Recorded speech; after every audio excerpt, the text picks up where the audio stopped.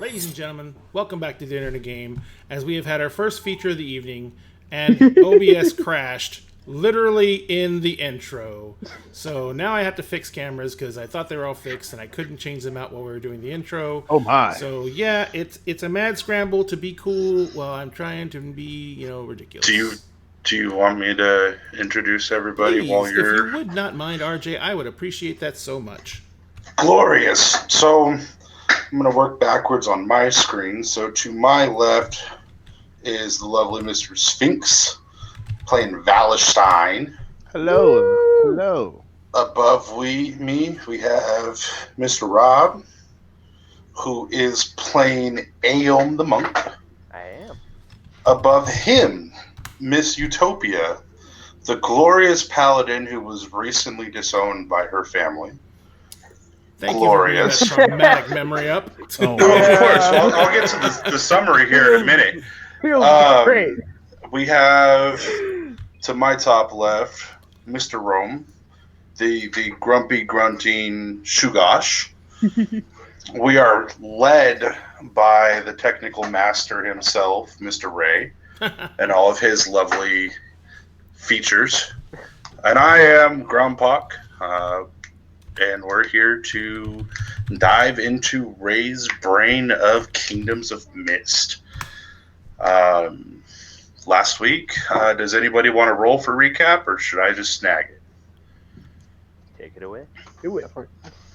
You got Cool. this. So last week started out in one of the Mist Mother's temples. After securing the summoner and getting the information that the party needed from him, the party took a rest, thankfully, because nobody had any spells or anything left, thanks to GM. Yeah, literally on the brink of death. And Shugosh repaired Utopia's armor from the bullet holes that marred it in the process of the last fight. We summoned our contact with the Emerald, whose name escapes me at the moment, but we summoned him. We're basically able to get the summoner to go and work with the Emerald. Finished up with that business transaction, so to speak. We were told if we ever needed more work to just seek out the Emerald, and Val got branded and has a brand that will instantly allow him to communicate, I believe, or summon. Yeah, summon and call in that marker. Right.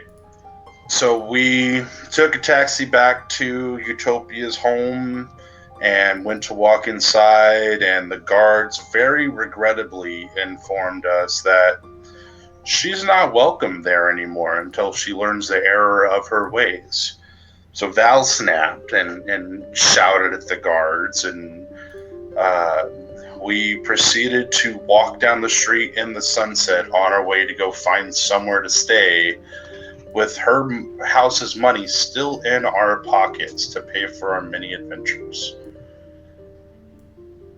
That's right. Fantastic recap. Yup. Thank you.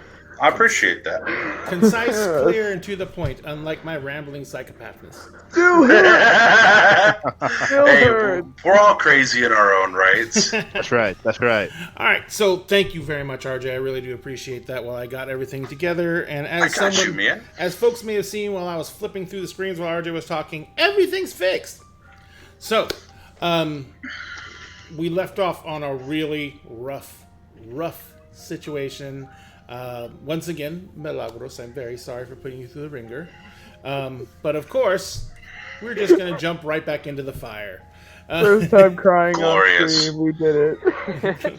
It is the first time crying on screen, but I am pretty sure it won't be the last. Oh no. We're not. So, but let's not let it be for naught. Let's go ahead and get some really quality story out of this evening, ladies and gentlemen. So, you guys were literally left standing. Or had you got no? Did you your sky cab was still there? Yeah. I you guys- believe the Skycab left because we used it as a one-time use That's right. We coin. used the yeah, one-time yeah. coin. Yeah. Yeah. So Marcus's one-time coin. So you're literally kind of. I remember the last thing we were talking about as the scene was wrapping up was you guys were gonna go get a fucking drink. Yeah. Yep. Essentially. So, where do you think you would have gone to go get that drink? I'll leave it up to our two natives to decide which. Oh, I have nothing to contribute right now. Utopia. It's just like I got no. Probably We are- would lead us Only back tears to that right spot. I'd probably lead us back to the spot where we got the sandwiches. As I That's quite a assume that ways they're. away. Oh, is it? Yeah, you're in the Oh, yeah. palm. You're in the top of the palm, and Okay. that place is in the lower part of the wrist. Oh, right. Okay. So It was like half an hour where by Skycat. where would the closest place for us to go be? There are plenty of like local inns, taverns, restaurants all over the place, especially in the Palm. The Palm is almost always littered with squares and little plazas where they will be basically, congregations of restaurants and shops and everything will be there. And so you guys, and they're probably, for every, let's say, like 200 or 300 homes or residences, there's a square that's a central point for the access point for those areas. So if you guys want to look, it's kind of like, and from the air, the odd thing is, all those squares and everything like that, they form whirls and swirls that when you're flying over it in an air car, look like the patterns of the skin on someone's hand. That makes sense. I would probably look for some place that has both food, drink, and lodging. Gotcha. It only takes you it takes you about 15 minutes of walk to get your bearings in this place. So you can basically determine where roughly you are in the Palm, because you kind of flew into this place twice. I don't think you ever walked in. So you kind of, you get your bearings. You find one of the squares after just maybe another 5 minutes. And this place, there is a open air restaurant on one side of the square. On the other side of the square, there's a very large inn, which has a bar downstairs but no eatery. Okay. And then there are multiple shops along the square, from fine clothing to, there is, basically all the rest of the Yule Shots, bakery, a butcher, all the stuff that would cater to a residential area. Sure. A blacksmith shop, but it looks like it's only like for horses and stuff like that. Okay. Well, I would probably I'd look at everyone, starting with Utopia. You all hungry? Utopia, you recognize this place? You've been here many, many times. Yep. The baker makes some of the best croissants you've ever had. Well, let's get ourselves something to eat, and then we'll maybe wander across the street and figure out, where we're sleeping. Food is always a good choice. Yeah. So we all, I lead them all across the square. Square, yeah. And we go to the eatery. So as you walk up to the restaurant, it's like I said, it's a big open air patio, style restaurant. It is 2 stories tall. The second floor is all like it's probably what looks to be some kind of banquet room, and the bottom floor is all regular seating. The banquet room is currently occupied with some kind of large raucous party. The dining area is full of people, if I remember correctly, it was still like afternoon when you guys wrapped up with everything. Yeah. So the lunch crowd is booming right now. But you do quickly find a table big enough for all of you. It's outside and on one of the covered tables outside.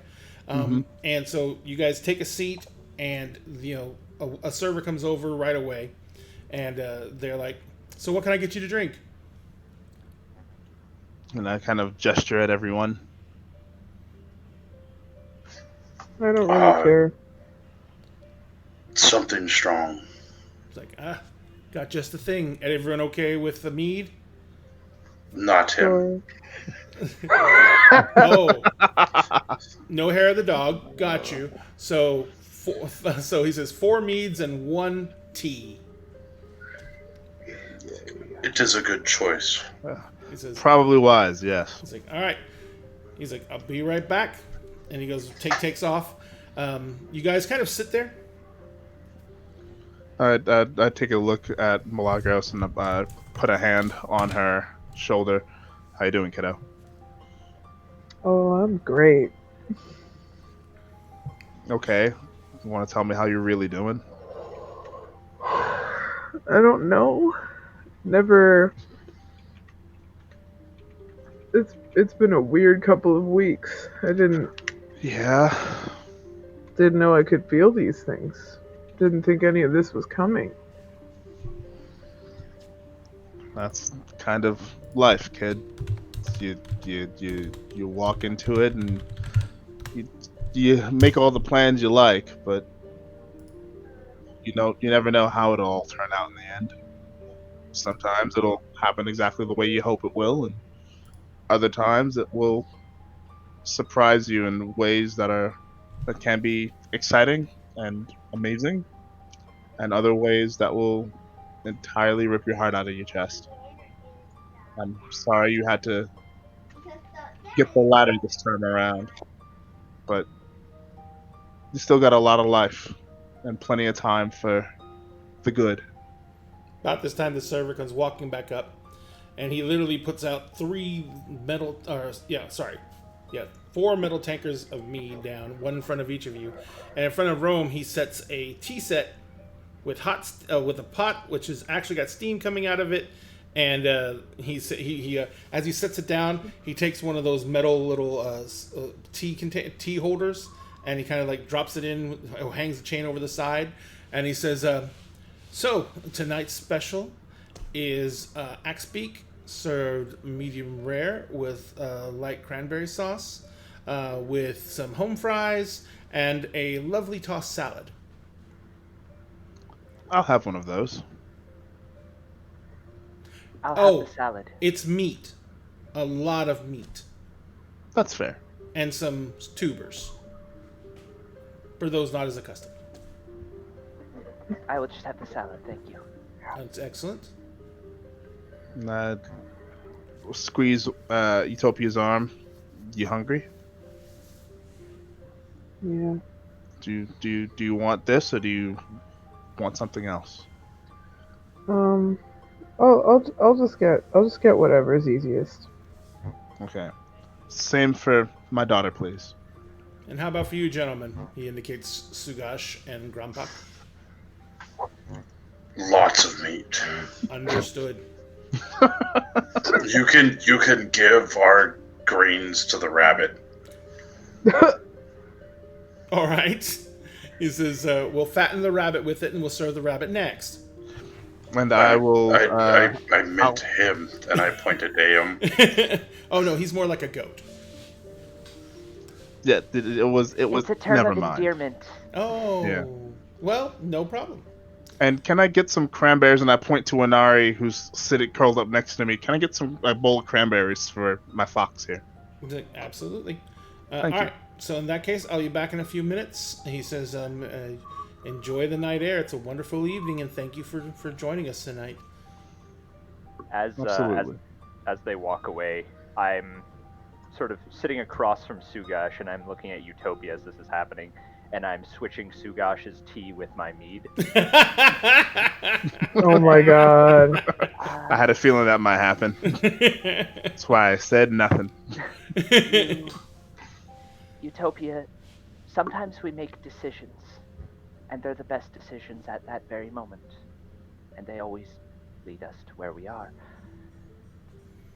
I don't think you ever made the wrong decision. That's the thing. I don't think I did either. I don't understand what problem my father had with what I did. Because he's the one who told me that this is what our family was for. That we were supposed to help people. And when the Miss Mother called me, I thought, perfect. That's what he told me to do. I don't know what I did to make him so upset. I think only your father could answer that question. Yeah. It's funny how the expectations of one's parents are known to everyone except the person who has the expectations set upon them. In that regard, you and I have quite a bit in common. I'm glad.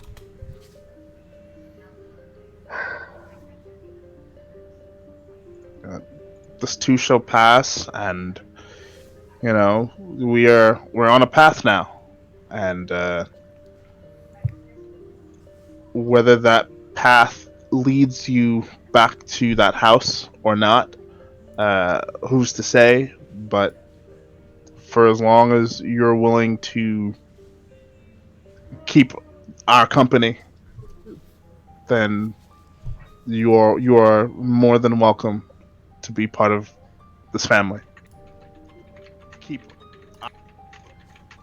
And should you, I understand that I just called you my daughter, and I understand if that is a bit awkward, but I meant what I said.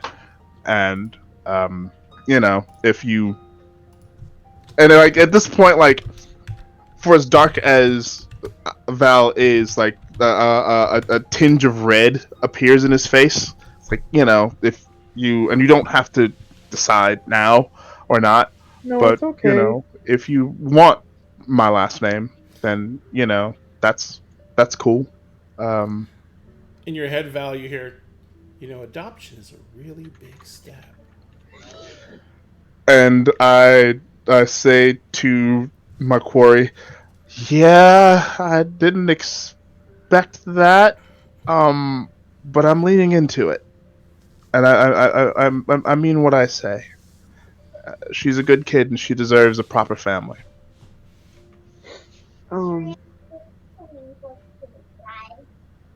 Yeah, I think I'd be happy with that. Good. That makes me happy too. So the server is coming walking back up, and he has a bunch of plates. Begins putting them out. It smells wonderful. It's basically like a bunch of staked out axe beak meat. So it's a bunch of slices of it. You notice that Val, Utopia, and Aeon's plates just look regular. They're gloriously looking. The potatoes smell wonderful. Yeah. And the salads on the side. But Grandpa and Sugash's plates are just piled with like pounds of the sliced axe beak. And there are potatoes on the plate, but there is no salad. Oh, potatoes! It's like looks We like got yeah. no support potatoes back. Yeah, and Aeom has like extra helpings of salad on his plate, and that's about it. Nice. Oh, and potatoes too. You eat potatoes. So Thank you. Well, the restaurant seems to know its audience. Before the server hits the table, I want to down the meat and put it back in front of. That's not a problem. The Oh my mead is a very high quality. You can tell that it is, very strong from the first sip. So downing this entire tankard of mead is not a small thing. So why don't we get you to give us the first roll of the evening? Oh and boy. Make me a con save. As that happens and Sugash puts that down, I'll have another. Whew.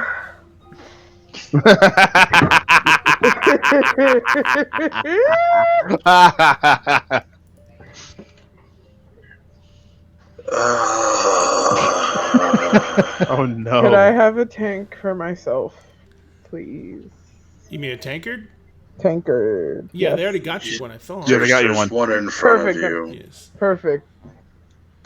Odd. Foundry's not wanting to come up. Hang on one second. I'm going to dump this and. Oh, I bring rolled it a 9. Yeah, I'm rolled downing the whole thing 9. too. Yeah. All right. Yeah. Like, Okay. That's why there's we a all laugh. reason Grumpuk sighed because Shugosh downs it and then just instantly like. And I'm sipping very gingerly from my tankard. I'm chugging. I am chugging. Somebody This has has to be been- the this has dead. been the Somebody worst has to day. be the DD. Absolute I I trash. think that's me. Absolute trash day. I'm not gonna leave it Never to today. you. Yeah, that's Absolute fair. Trash day. Aeom actually smiles and looks over at Val. This too shall pass. That was one of my master's old favorites. Yeah, I had an uncle that used to say that a lot to me when I was a kid, dealing with my own family. This too shall pass. It didn't, but Oh, Oh god. thanks. Oh god. I feel so much better. I Holy love shit. to hear that. Oh, it. But I made my own way. as you should. I think, for me at least, there was always comfort in those words, knowing that while there might be always worse later on in my life, it would It's never never stay permanent. at the peak. Yeah, Exactly. yeah. The passing might feel like it's taking a while, but it will pass, and the next thing will come, and you'll deal with that As it happens. Exactly. You I know have what? to relaunch Foundry, so just let everyone know they're going to have to get back in just a sec. Cool. Okay. All right, Foundry should be coming back up. All right, so as you guys are sitting Oh down wait, and kind sorry, of Utopia was saying something. Go, You sorry, know go ahead, what? Utopia. I know what I'm gonna do. I know what I'm gonna do.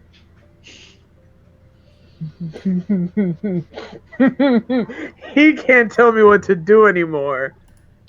It's true. I got a new dad. And you know what? New dad is more fun. And new dad lets me blow stuff up. So you know what? I'll be an aster to everybody else. They're gonna know who does whatever I do next. And it's gonna get back home. All right. Just like everything else did. It's gonna make it back home. All right. Aeom smiles at Val. So Oh, just this- checking, you didn't do a save, did you, Utopia? No. No, she is not. Okay, I'm just checking. Because you sound like you failed him.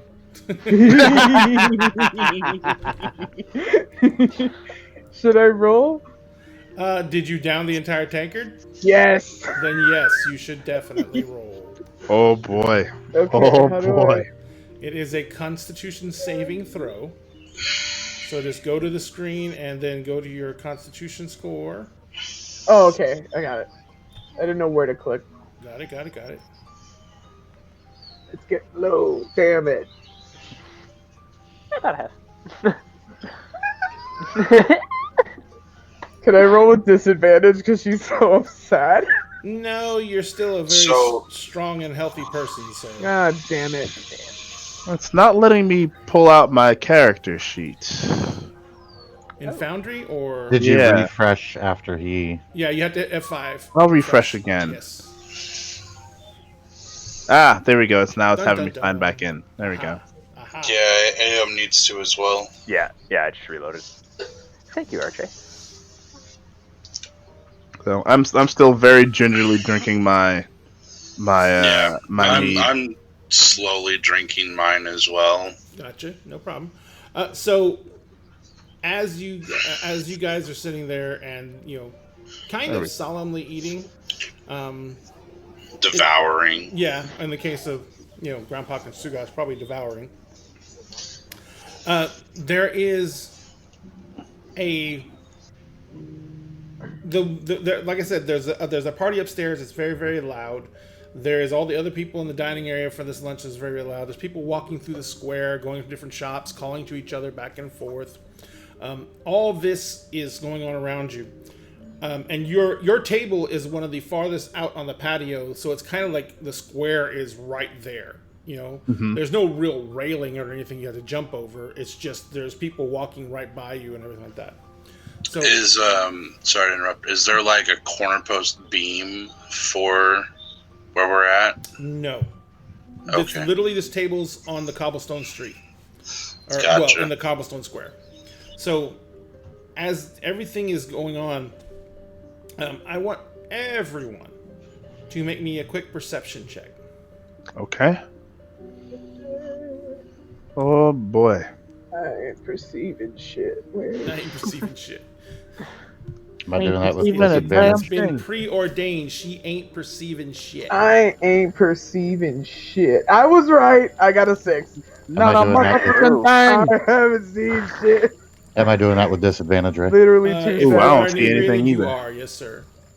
seconds. Damn, Grandpa. I got a 21. Yeah. Damn, ain't no one perceiving shit. Except for me. Grandpa Never- always perceived. All right, so he is the master. yeah. So Grandpa, you notice this, and you're the only one who does. Yeah. But the crowd is moving. It just seems like a normal crowd, and all of a sudden, this area in front of where you're sitting, the people just kind of like they all just move away almost in unison and form this circle. And this circle is pretty much the exact. It's almost exactly a circle made out of people, right on the ground, and the circle itself is 15 feet across, roughly. And Okay. then, just as you realize the circle is formed, the ground they were in suddenly glows. There are 3 rings, followed by a central circular area, and the circular area has a glowing pentagram. It's all in this bright bluish white light. Everyone sees this now. And then there is a sudden outrushing of air. And there is 3 mechanical looking figures standing with one gentleman who is in robes. That gentleman kind of looks around, and everyone kind of like draws in breath. Before Sphinx, you recognize them, or Val, you recognize them almost immediately. But before you can even say anything, the gentleman looks directly at you, and he says, he kind of points direct to you, and he says, Valestein Okal, you are summoned before the masters. Oh, joy. He says, you and your compatriots will accompany us to the tower. Okay, I Ground mean, is we still were. glowing underneath his feet. Can we at least finish our dinner? He looks around and he says, do you wish to tell the masters you say no? I'm willing to come, but you did catch us right in the middle of dinner. And who are they? These are the masters of the Arcanum. There are multiple wizards, archmages, who are considered masters of the Arcanum. You don't know which masters are summoning you because this guy has not informed you. Right. But there is only 4 towers in the Arcanum, and each tower contains 3 masters. Right. So And I, you know what? Never mind. I try and summon summon the waitress that the barmaid that waited they us. come rushing over when they realize this guy is talking to you all. Can we get a to-go bag or box or something for our food, please? We kind of have to leave urgently. And I hand her like 5 gold pieces. And they kind of look at it, they grab it, and it's like, I'll see if I can prepare something. Yes, I'm sorry. And he kind of like starts just gathering up plates and taking them to the back.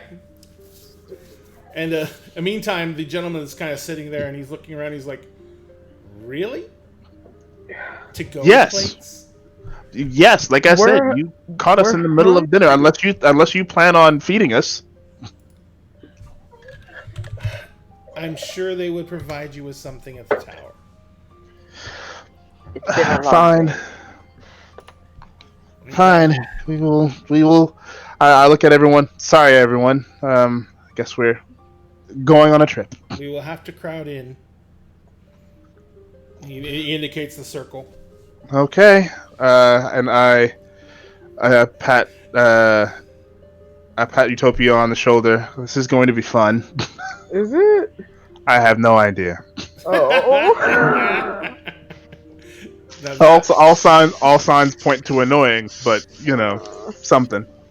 So, as we get up from the table, after seeing Val pay her and realizing that we're not getting to go shit, I take the plate and the tankard with me.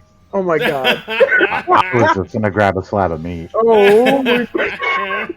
I'm here for it. I let Shugosh pile his meat on top of my plate Get the meat, as get the I meat. carry it out. Yeah, I'm just doing the same with the lettuce and everything. All I'm- the vegetables. I'm just highly annoyed, and I take one last swig from my mead, and I start walking into the circle. All right.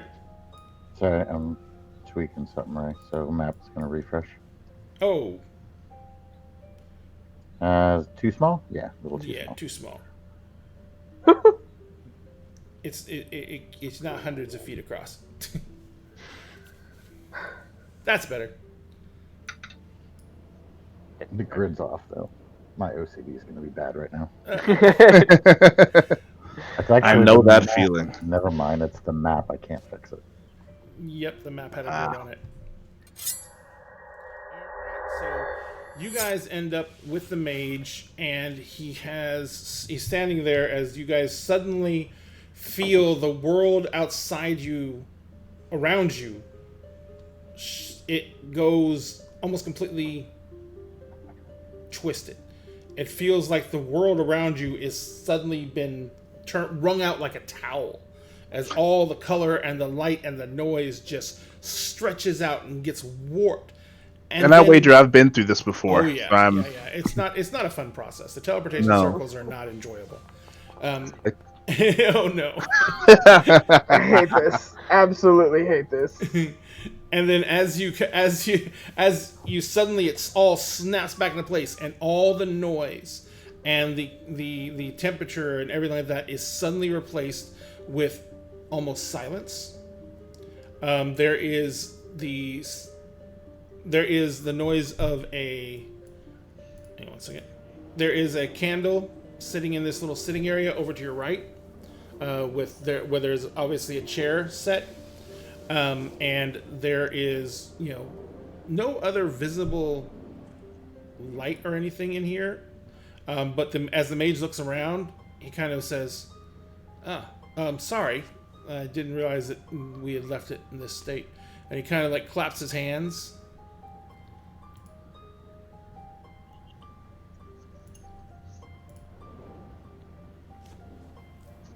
And Okay. you guys can all see now, right? Yeah. Yeah. And there's a dim light that's illuminating everything. And he says, the masters will be along shortly. He says, please make yourself comfortable. There's a sitting area over there. He says, I will have drinks brought to you. Thank you. Are they alcoholic? Yes, miss. They will be alcoholic. Perfect. That would be fantastic. Thank you. And what was your name again? My name?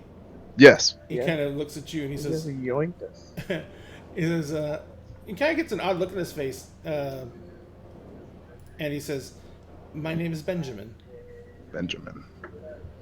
Acolyte Benjamin. Are there actual pieces on this chessboard? Yes. And you looks like it's mid game. I'm gonna go study the game. Okay. So you having trouble grabbing you? Game is paused on my end. I unpaused it. Check it now. I just refreshed. Give me half a Okay. moment. Got it. Val, while I'm Yeah.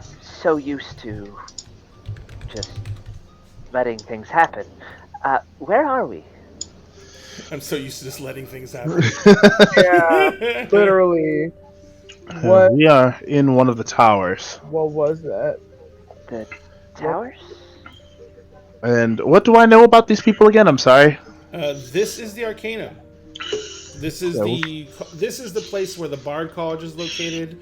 The School of Wizardry is located. The Sorcerer's Confundry is located, and this is a place where most casters go to apprentice, at least for a time, in order to train themselves in their art and gain as much knowledge as they can before they go out into the world. For its sake, the Arcanum does not charge any of its students, but every student who comes out of the Arcanum pledges to assist and aid the Arcanum should anything be needed in defense of the Arcanum or in the defense of the of Ayla, the city which the Arcanum is located in. Okay, so I'd say welcome to the Arcanum, everyone.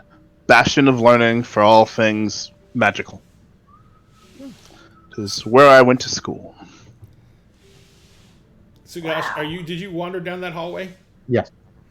So as you wander down that hallway, the door in front of you opens, and a very, very slim, tall elf steps out of the doorway. She is wearing very ornate robes, and she kind of looks at you as she's coming down the doorway, and she says, "Oh, I am happy to make your acquaintance. She says, how have you been? Are you finding your way here okay?" Are you drunk too? No, but that explains why you're wandering down this hallway. Perhaps we should return to meet with the rest.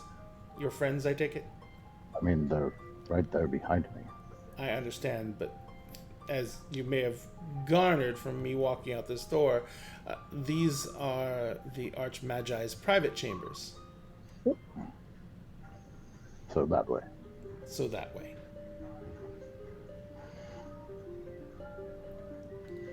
So as you walk back down the hallway, she kind of walks out and she says,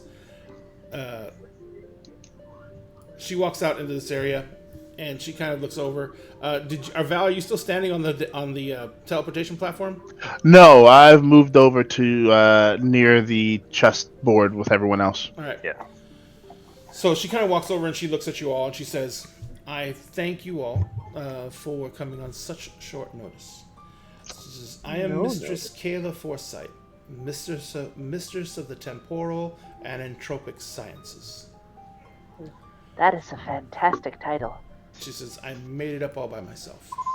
Though there was I a can lot of appreciate that. big words there. I am the master of time and entropy." A good thing to have mastery over. Okay. Wait, what's her full name again? Kayla Kayla Forsyth. Forsyth. Okay, thank you. She says, "With these two masteries, I am allowed to see into the past and into the future." She That's says, very impressive. Entropy has multiple meanings. "Yes, it does. Do all apply to you? As much as they can. Even the concept of temporal power is varied, although more specific than entropy, as you have indicated." She says, "But in my case, it is the passage and the speed and relative control of the passage of time and its effects on everything around it." Interesting. She says, and she kind of looks over at you, Val, and she says, "We have felt a straining on the fabric of the Mist Mother. Seems to be going around. It is without a doubt going around, but it is also an incredible rending of power that is being accumulated."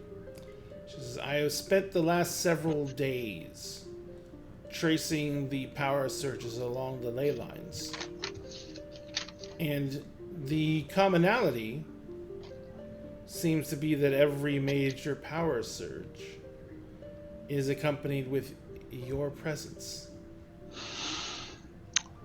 Well, And when I also learned that one of our students from one of our curriculi was a member of this group, I decided that perhaps we should bring you here so we could discuss what is happening." seems a logical conclusion to come to. I Is- simply wish you hadn't done so in the middle of dinner. She says, "Allow me to make up for such a rude gesture by offering you the hospitality of the tower." Thank you. It's most appreciated. She kind of she stands up, and right in the area where the summoning circle is, she kind of just extends her hand, and a table appears there, and it is set for dinner. Plates for everyone. There is a large bottle of wine already on the table as it appears out of nowhere with crystal glasses everywhere. I call dibs. As you all come walking up, each one of you walks up to a spot, and it seems like you're totally at random. But as each one of you walks up, your favorite dish, food, materializes on the plate Oh, in no. front of you. Oh no. Oh wow. And I'm not talking like your favorite food you like to eat. I'm talking about the thing you ate one time way back that was like, this is the best thing I've ever eaten. Okay, good. It is the exact same meal. Say what you want about the Arcana, but they certainly know how to treat a person. So, Grandpa and Sugash, is there a whole giant dead animal here? Exactly. Yeah. I haven't even paid attention to that, and I'm still eating off of my plate. Oh my god. I'm Like, we trying. have food. So. I'm mentally like playing myself with the pieces of the chess game. I've actually. I'm not actually touching the pieces, but I am like playing out the different scenarios in my head. Mm-hmm. As Grandpa's doing that, I'm standing next to him, and I go, knight to A6. You're gonna make me go that in depth? Fuck. Like I don't know the chess, the actual symbol on the chessboard. I just play chess. Yeah. Knight to Queen's Bishop 7. He plays You have chess. He time? doesn't speak chess. There's a difference. I pick up the board and hit you with it. I've never played chess. What are y'all talking about? Aom doesn't say that, but he moves a piece. And, You and he, monster. yeah. And just sort of stares at Grandpa with like a little knowing grin. All right. I continue the game versus Aom, but I have taken a mental picture to put everything back where it was. Gotcha. Oh, okay, nice. All right. So you guys, she kind of gestures to the table for everyone to take seats. If you gentlemen would come join us, you can get back to the game momentarily. I am listening. We'll come and sit. I pick up the chessboard. Aom, you're eating chess for dinner? It was one of my favorites. So here's an interesting Pastime. little. Here would be an interesting. If you don't have it, don't worry about it. But what is everyone's? What would be everyone's like most favorite meal? Oh boy. Who would like to start? I mean, I'm eating a plate full of meat already. No. This is literally something that would have been pulled from your memories. And so, Grandpa, okay, put it this way. Sugash, you were away from home longer than Grandpa was, correct? Mm, No, Or is it the other way he around? followed. You follow? yeah, it was the same day. I was running after this reckless idiot. In the Orcish cultures, there's like the coming of age ceremonies, and since you were predominant members of the clan, that coming of age ceremony, once you passed, probably would have been followed with a huge feast, which is orcs always like to do a huge feast because they're very community based groups, but this one is spectacular in the fact that everything is thrown into the pot. It's just meant to be this lavish, extravagandized meal, and it's usually like one of the it's supposed to be a highlight for your adolescence ending and going into your time as an adult within the clan. I would think that something like that would be probably something very, very heavy on both your minds, considering it also probably be one of the last times that you actually participated in any tribal rites, because didn't you leave shortly after that? I left before my transition. And for us, I think if anything, it would probably be something more home cooked. Mm-hmm. So a stew by our mother or a father, like something family planned that we would prefer above an extravagant feast. Got because it. it's home. Yeah, no, absolutely. I would Perfect. take it being more. I mean, that would be. We might have different things that we enjoy. I mean, because mine, since I spent most of my time with her mother, would probably be something that she made, comparative to spiced fighting pork. with her dad, or Yeah. So, and does anyone else have anything? For me, it would be, or for Val rather, it would be a bowl of wild rice accompanied by a setting of steamed fruits, so like steamed plum, steamed apple, and just like this, like lined in grapes, and just in front of that, a very large, almost blackened grilled fish. Mm-hmm. With lemon wedges and various spices and things thrown on top of it. And what is the significance of that meal for Val?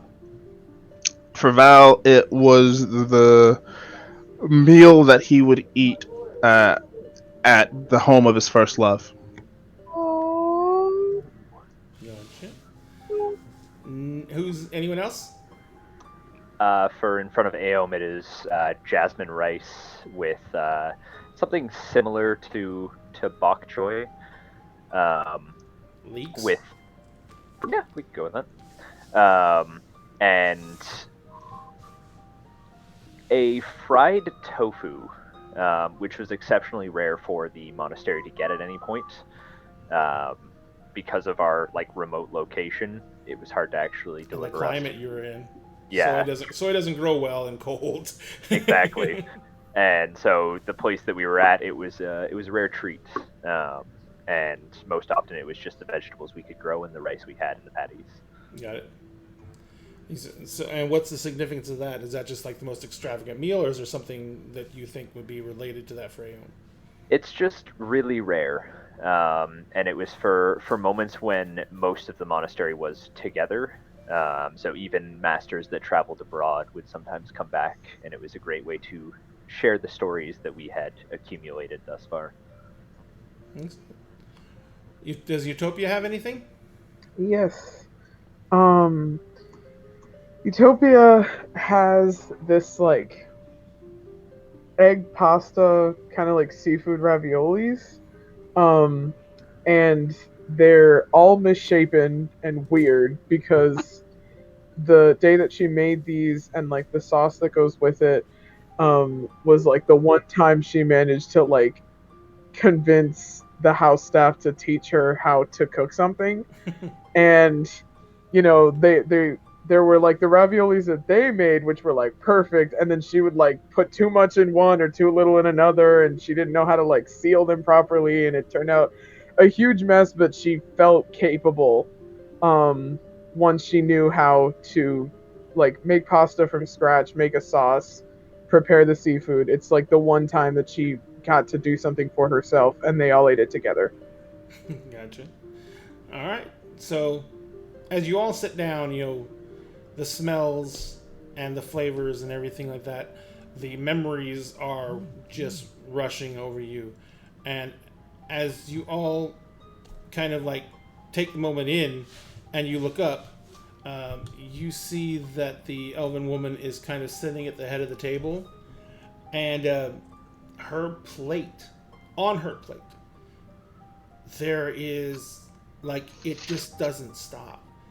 It's one item, then another item, then another item, then another item, then another item, then another item, then another item, and another item. And it just keeps on going through, and none of them ever look identical. Wow. And she kind of looks up and she says, "So, what can you tell us about what is happening?" Telling you is one thing. Showing you is another. And before I can as she's talking, it's just before I start to dig in, and I'm like, I put my fork and knife down, and I get up and walk towards her with my hands out to her. May I? There is no need. And you feel an overwhelming presence in your mind. It's just on the surface. It reminds you of what your quarry feels like when it's reminiscing. It stretches out and beyond you. And it extends farther than you think your mind would be able to encompass. And it is a timeless thing. Oh, mama. And she says, and what do you have to show me? In your head. I show her everything. She sits for a moment. The rest of you, as she sits there and he begins showing her, she kind of just like opens her left hand, because Val, you're sitting to her right. She kind of just opens her left hand and she holds it up.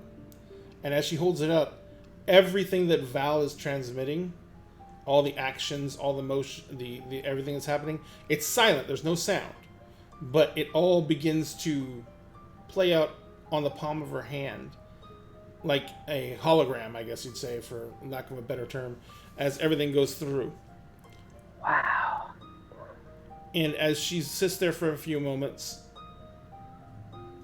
and everything plays out, she kind of stops and she crosses her arms across her chest. And you feel the presence leave your mind, Val. I shake my head. Okay, that's what that's like. All right. This is What was that? a simple mind She was to in mind my- touch. She was in my head. And you were in mine. And what about the images? I was recording. Record. Those were my memories. And I was making sure that I could come back and refer to them later. I made a magical image of them to store. She says, so, You only took what was freely given. I would Correct. never think of doing anything otherwise. I don't know you, Sure. but I assume best intentions. That is a very strong assumption to make. But at least in this case, I hope it is true. We have heard all the same stories that you apparently have received. That the Miss Mother herself seems to have been hard pressed by the situations that are currently happening. And it has taxed her ability to directly reach out to her children, as is normally her wont to do. We have been seeing a strong increase in very unusual activity, considering the world that the Miss Mother has made for us. The worlds she made for us are not without hazard. There are creatures here that were brought here because it is their place to be here and is part of what she thought was normal. And since then, they have found their own place. There are predators that choose to prey on, the intelligent and the living, and there are the undead who still walk the planets. She says, Keep stuttering. This is a lot. but whatever this is, it is something that we have not encountered, but we have, in the Arcanum, we have theorized it exists. How many of you are familiar with the term called cosmology? I assume I probably would have heard of this studying at the Yeah. Arcanum. There is classes in planar science, which is basically the concepts of, there is more than just this reality. Right. And there are ways to access this reality. But within the confines of the Miss Mother, those accesses are greatly restricted. Because the Miss Mother only allows travel within her bounds. She does not hide the fact that there is something beyond her limits, but she does not allow travel beyond it because of the fear she still carries over the things that could possibly be out there. So, inside the Mist Mother, there are snippets of the other planes. There is a version of the Feywild. There is a version of every, there's a version of a lot of planes. And this is her talking again. But the one thing that we have never been able to reach was the plane of shadows, the plane of nightmares. I assume there's a reason for that. We were never been given a reason. But I honestly believe that it is based in the trauma that the Mist Mother originally faced when she was still a nascent being learning her way around. Pretty sure we heard about people doing that. Mm-hmm. Yeah. Did you think of them, Val? I did. This is, if this is something that is been given access or has gained access to the plane of shadow, and since it has to do that by going through the Mist Mother herself, it would be like having an open wound that you cannot heal on your own. You should talk to the Ruby. Says, I have heard rumor that there is a movement to establish an ability to travel without even the Arcanum's monitoring. Well, you definitely have confirmation of that now. She says, "We are the Arcanum is not a police force. We are schools. Although we do have some of the most powerful arcanists in probably all of the Kingdoms of Mist. She says, I do not believe that we want to go to war with the mob." She says, but if you say that it is the Ruby that is the main threat... Well, I don't know for sure that they are, in fact, the main threat, but they could. It sounds like they are very well contributing to the threat, given what they're doing. In that case, I would ask for one possible thing you might be able to do for us. And now we come to it. All right. What would that be? It says, since we do not want to directly move against any of these organizations, we would like to see if you can come up with enough evidence on the Ruby's handling of these situations to implicate them enough, if not to bring out the actual law enforcement to counter them, but to perhaps make sure, bring this information to us and we can make sure it gets into the right hands in their own social groups, that hopefully the others will do something about it. Well, as you saw in my mind, our main source of evidence is now sitting with the Emerald. And I mean, they helped work on this. And we will reach out to Marcus and make sure that it is well understood that we wish access to their new repository of knowledge. And we'll make arrangements, and maybe we can even make sure that your friend has much more of a chance of making out of this alive. Well, I think friend might be a little bit too generous of a word. That's fair. She says, and that we will be willing to do on our own, because reaching out to one organization just to get information is one thing, but directly trying to oppose, especially a syndicate as well connected and as notorious as the Ruby, could lead to some bad situations for the Arcanum. And unfortunately, and she kind of just gestures around to the tower, the Arcanum is very concerned with appearances. As always. So, what would be your needs that would need to be met for you to undertake this endeavor? Huh.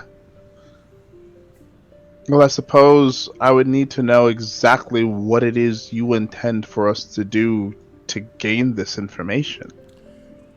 I have been tracing, as I said, the ley lines. And I have found a spot that is Okay. notoriously weakened beyond what it should be. The energies that are going into this area are being depleted somehow. Okay. So there is some form of magical drain happening there. And the only thing that I can think of that is doing that is that there is something in the field of the arcane that is being utilized at that point. Now, it is been warded and cannot be scryed upon. And this particular area is deep in the cliffs beneath the city. I can get you to a location that our scouts have sussed out that should get you relatively close to the caverns where this situation is happening.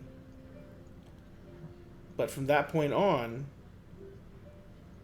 anything we would do would be seen as a direct violation of the Ruby and the Ruby's authority in that area. But if you were to be dropped in there and you were to be able to infiltrate that area and get the information on what the Ruby has down there, disrupting it is not your goal. If it is as dangerous as it could possibly be, then I think the Arcanum would have no choice but to go to the council and seek direct action. But if it is something that can be disrupted, or it's something that can be, that you feel can be just documented and that information brought back to us, then, as I said, it might be better if this was handled, for lack of a better term, internally by those within those social circles. Interesting. So, in other words, if I'm hearing this right, you want us to go in, see what we find, and I don't know, maybe report it to the Ruby's enemies. Well, no, report it to us. We'll take care of making sure that the information gets back to the people who may want to see the Ruby taken down. Ah, I see. That's why I'm asking what you would like in return. Oh boy.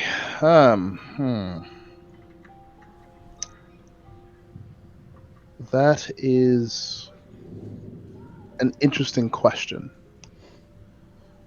And I look to everyone else, and I kind of... Are there things that you would ask of her?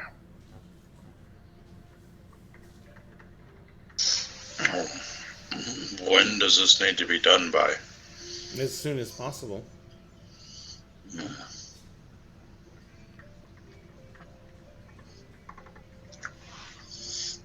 I have no questions.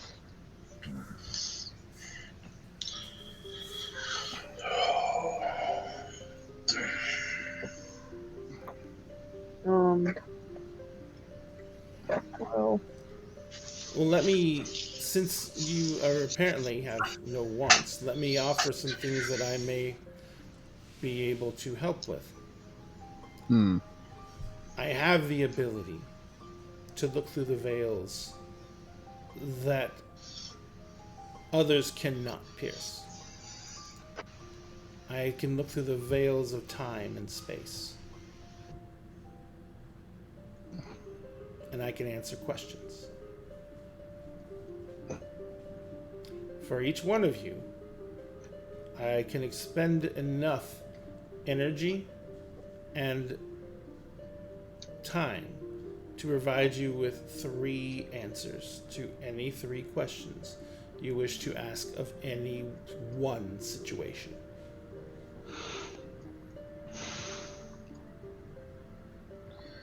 That is I'll take it. substantial. But if you tell us what happens, that changes the future. No. I'm not certain that's how that works. There is No. no way to change something that is already has happened. If I tell you, the only thing it does is it ensures that whatever happens will be happening with your knowledge.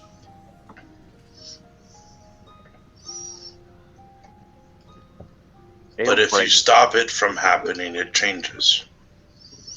If it has already happened, then you cannot stop it from happening. So you wouldn't be showing us the future, more the past than the current. If you see your future, you have sealed your future. I see.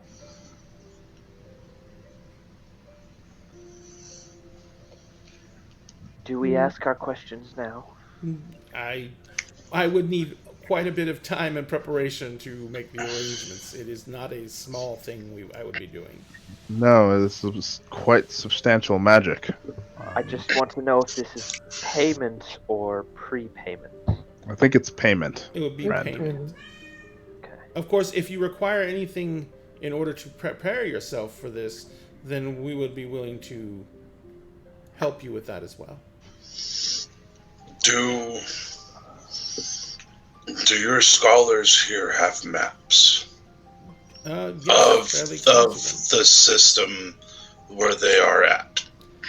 We have maps of some of the system, but unfortunately, due to the nature of the caves and how they were cut by the waters flowing in from the ocean, and then by the original digging and excavation that was done for the city itself, and the fact that these are limestone cliffs and are riddled with these caves, they change on a fairly regular basis. And we do not maintain active spelunking expeditions to keep the maps accurate. I imagine that the warding against scrying would also I'm limit fairly your. certain that that's a recent event. I would like to see those maps. We will be able to. I will have someone fetch them for you immediately. It will take you some time to go through it, but I can at least point you in the right area of where this thing is, so you can look at what we have available for that area. That is acceptable. Aeom, checkmate. I called Maiden 3 7 minutes ago, and you haven't said anything. So Yeah. good game, sir. Yeah, absolutely. Aeom just sort of looks down at the board and looks at my grandpa. Best 2 out of 3. Next time, and I'm gonna put the pieces back in the orientation that they were in. Gotcha. I would ask. While I am having armor made currently, and that's going to take some time. Yeah. However, in the meantime, some armor suitable for one such as myself would be lovely. She kind of smiles and she says, "It's going to take what?" How long is the armor that we ordered going to take? About It was 5. It was At this point, 4 7. days. Oh, 7 It days? was 7 to 10. Yeah. It was 10 originally, and we said rushed, and he said 7 were like quality, not quantity. Like we want it to be done right. Yeah. So he basically going for 7 days was last So at this said. point, it'd be 6. Yeah. 6 days. And she says, "Where is this being made at?" The gentleman's name is Frank with a PH. Frank with a PH. Yep. Franks. There is a set of leather and a skull shield that is being crafted. She says, "I will see what I can do to aid in that situation. That would be very helpful. Do the rest of you require anything, need anything? We can supply you with the ability to see in the dark. Aeon needs that. I would also like that ability as well. And she says, What do you mean ability? well, it's going to be a device, not an ability. This is the Arcanum after all. Wait, you can't see in the dark either? No, I cannot. Why? Can't everyone see in the dark? No. No, that is not a natural Yes. talent of mine. Rome, we can. Well, yeah, I know. we Yeah, I can. know, he knows. She Can't? kind of looks at you and she raises an eyebrow. And she says, Miss Astor, Huh? Okal. Yes. oh, I don't answer to that name anymore. Adopted daughter. well, Miss O'Call. I think I have possible recommendations for your nature of your questions. Oh, okay. But that will come after. I tell you what. Enjoy the rest of your meal. I am going to step away for a moment and see if we can make arrangements for Mr. O'Call's items. If you think in the meantime, during the meal, of anything else you might need, then when I come back, we will see what we can do to help you get those acquisitions, and we will talk about when and where you can take this endeavor up. Does that sound acceptable? That's agreeable. She says, in that case, enjoy your meal and I will be back in a few minutes. And she kind of stands up and she walks out and walks down the same hallway that that Sugash was kind of trying to wander down. And while she's away, let's take a 10-minute break while I see if I can get this cat off me. No kitty, this is my pot pie. She's participating. She's participating. Alright guys, we will be back in 10 minutes. It is 17 after. We'll be back at 8:27 Central Standard Time. See y'all in a bit. Woo. Bye. Bye.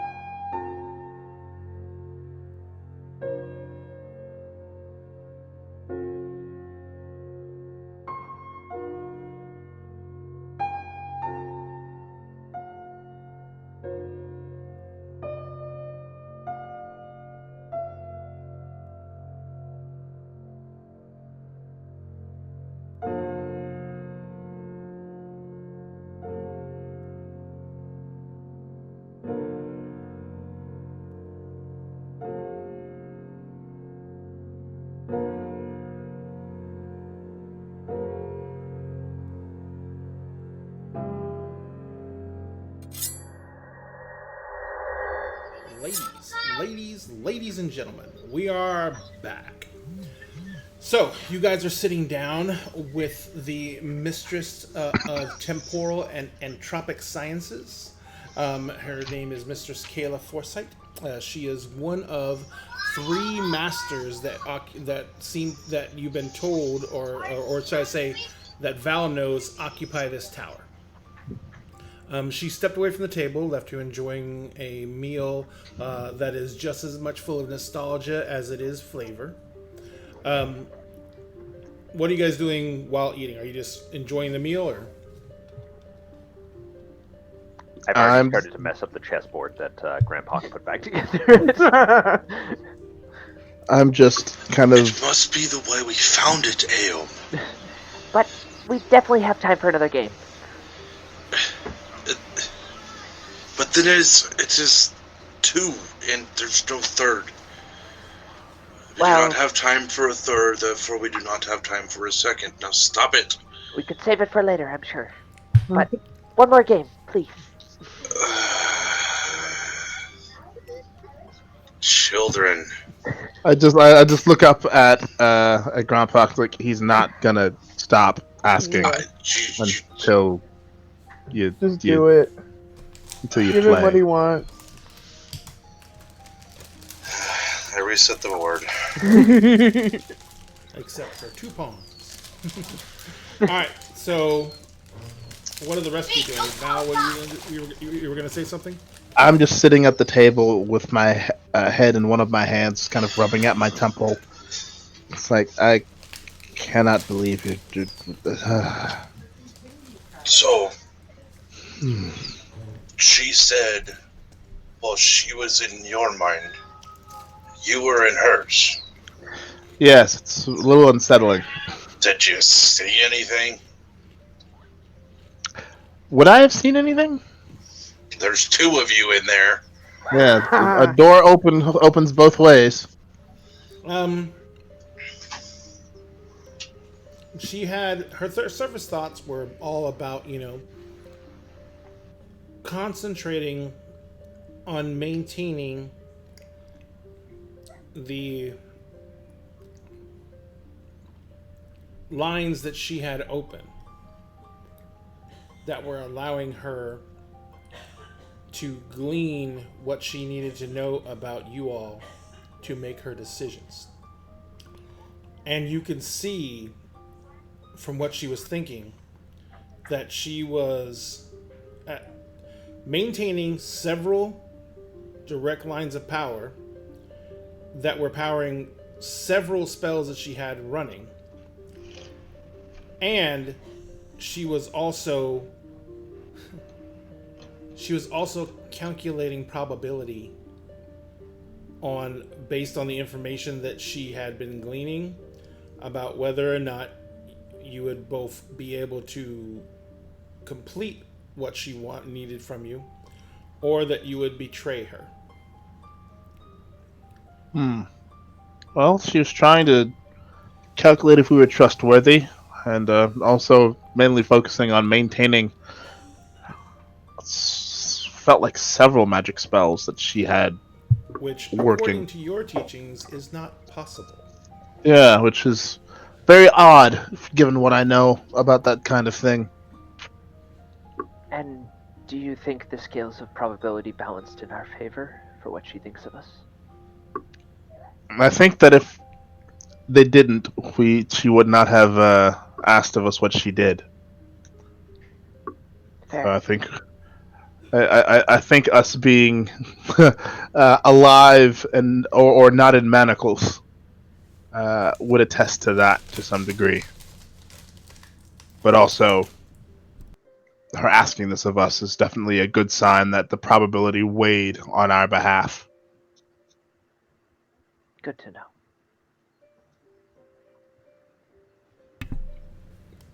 Yes. So about this time, she comes walking back out of the hallway and into the area where you've set up the makeshift dining room. And she is on one arm. She has a very large, round-ish, oblong, actually, object that is covered with a white cloth. And then in her other hand, under her arm, she is carrying a very large bundle. And she comes walking into the room, and she looks at you, Grandpa, and she says, "This is very heavy. Would you mind?" Oh, but it's his. Oh, she says, "Then you should probably take this." I will try to stand up and grab the shield. The wine isn't that potent, and as long as you're not like downing it, the initial buzz. It's like the usual thing when you walk into the bar and you do 3 shots automatically, and then you just kind of drift around with a beer in your hand the rest of the night. Your buzz is hard in the beginning, but within an hour or two, it's fading. It is. Shugosh is an alcoholic. It is straight a character flaw, sir. It's what? It is straight a character flaw on my sheet. You got it. He is an alcoholic. Because you are an alcoholic and a functioning one, you are able to stand up and retrieve the shield wrapped in cloth from her. You can see on the underside that the shield, the inside of the skull, has been lined in leather. Straps have been plated in, and it looks like he actually did something to bore through the skull, and he bolted the straps in place. So this thing is not going to come off easily. But the outer covering, the outer portion of it, when you take it off, the skull is been burnished to a very high sheen, but it is still the natural skull itself. It also looks like it's been coated in some kind of probably resin of some kind that makes it extra shiny and will give it some protection. But the first thing you notice is it is big. It is almost a tower shield in size, but it is light. It is nowhere near as heavy as your current shield, and it affords extra protection.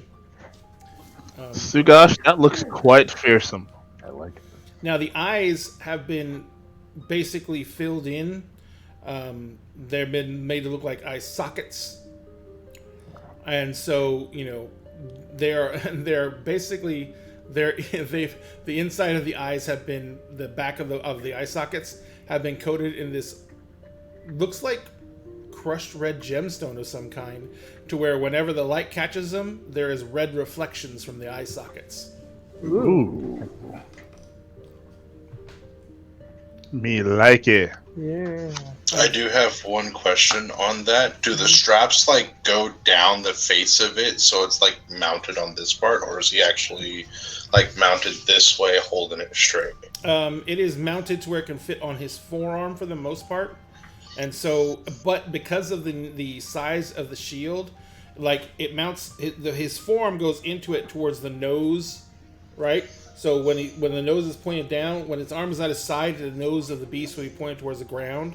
But when he brings it up, the nose is pointed to the left, and the shield goes off the shoulder and much on the right. Okay, cool. Thank you. Nice.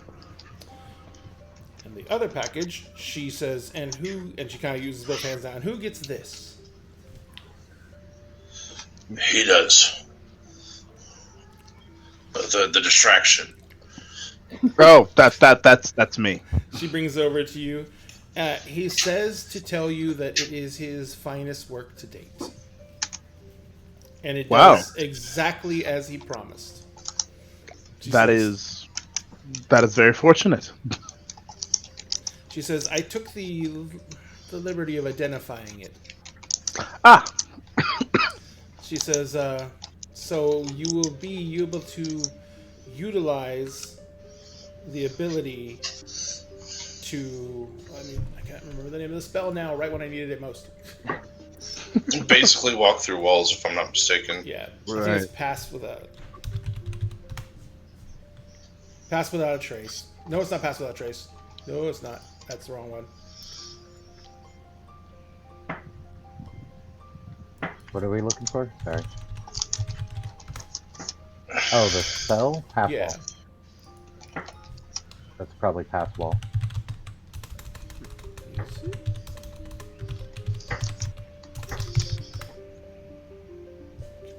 No, it's not. But I will find it. No.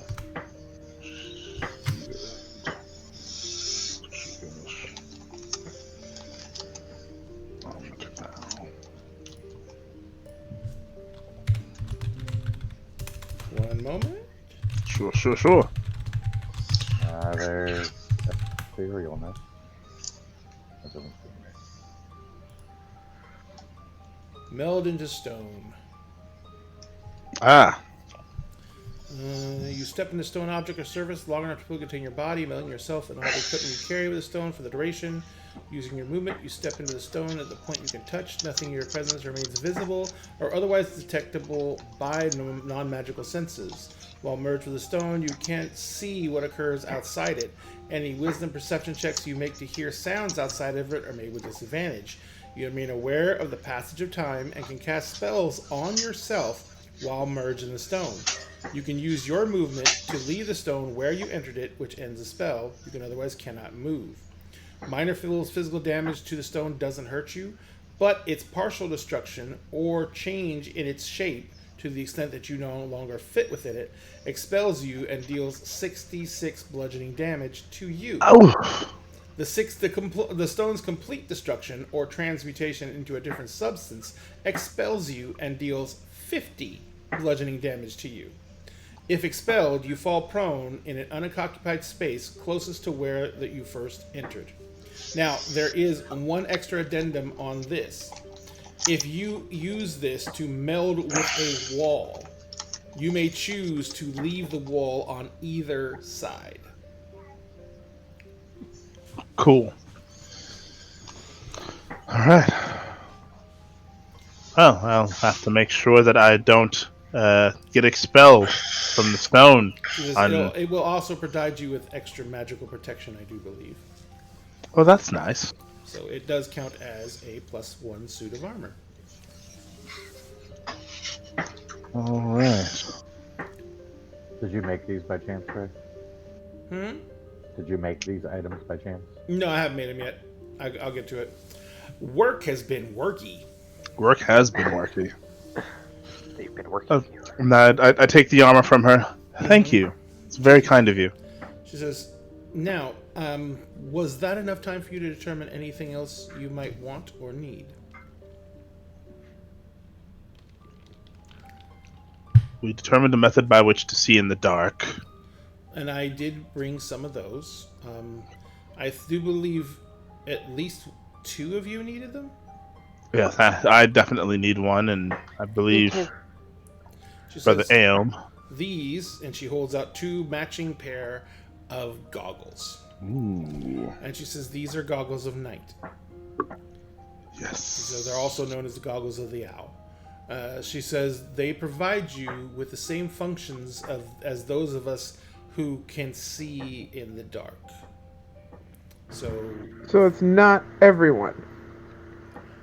No. it is No. not. Well, everyone will once we put these goggles on. We'll But be able to not see all as species well. can see in the dark. Yes. Elves can see in the dark. Yeah, and some humans can. No. No humans can see in Like the the- dark without magical aid. I told you, you really want to take recommendations on what your questions are. I'm not doing this today. No, not today. She's had a long day. I strap the goggles onto my head. I do the same. Oh, Val, this is so cool. This is what they see all the time. So it does really give you dark vision. So you have 60 feet. If in total darkness, you can see for 60 feet as if the darkness was dim light. In dim light, you can see for 60 feet as if it was regular lighting. Nice. And is there any tinge to what we're seeing? Like, is It's it black night and white. vision-esque? Oh, okay, cool. Mhm. Nice. Yeah, you don't get to see color when you're using dark vision. Awesome. All right. She says, Okay. if you can think of nothing else that you need, yes. My questions, I guess, would come after for things It that would relate to my will future. take me some time to gather up everything I need Okay. to bend the waves of time to my will. Okay, just making sure. The only other thing that I would request is that we all get ourselves a full day's rest before undertaking this It is task already of yours. early into the evening, so I wouldn't have suggested you leaving now.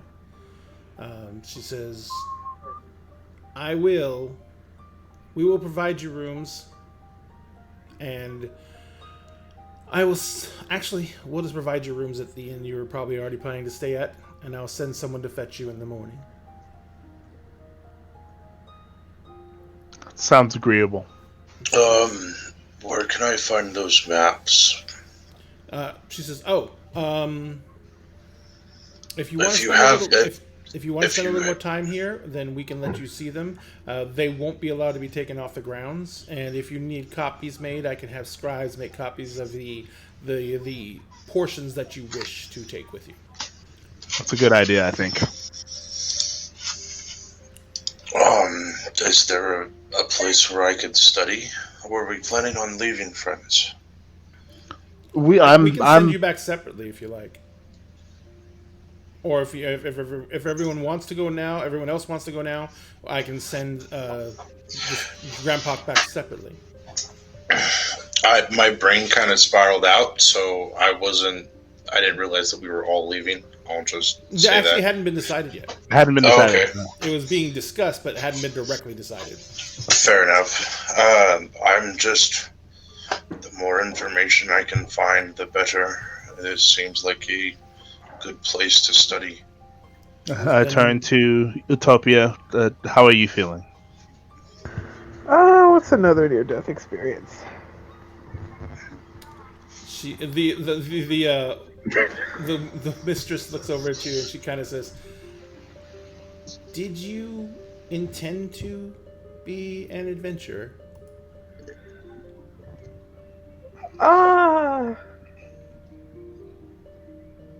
I thought I was supposed to be, and then I did, Well, and everyone got mad. Well, you seem to be shocked about the near-death experiences. Well, it's only been 2 weeks that I've been away from home, ever. Yeah, she hasn't been doing this for very long. She's still kind of getting used to the lifestyle. Well, it does seem that she's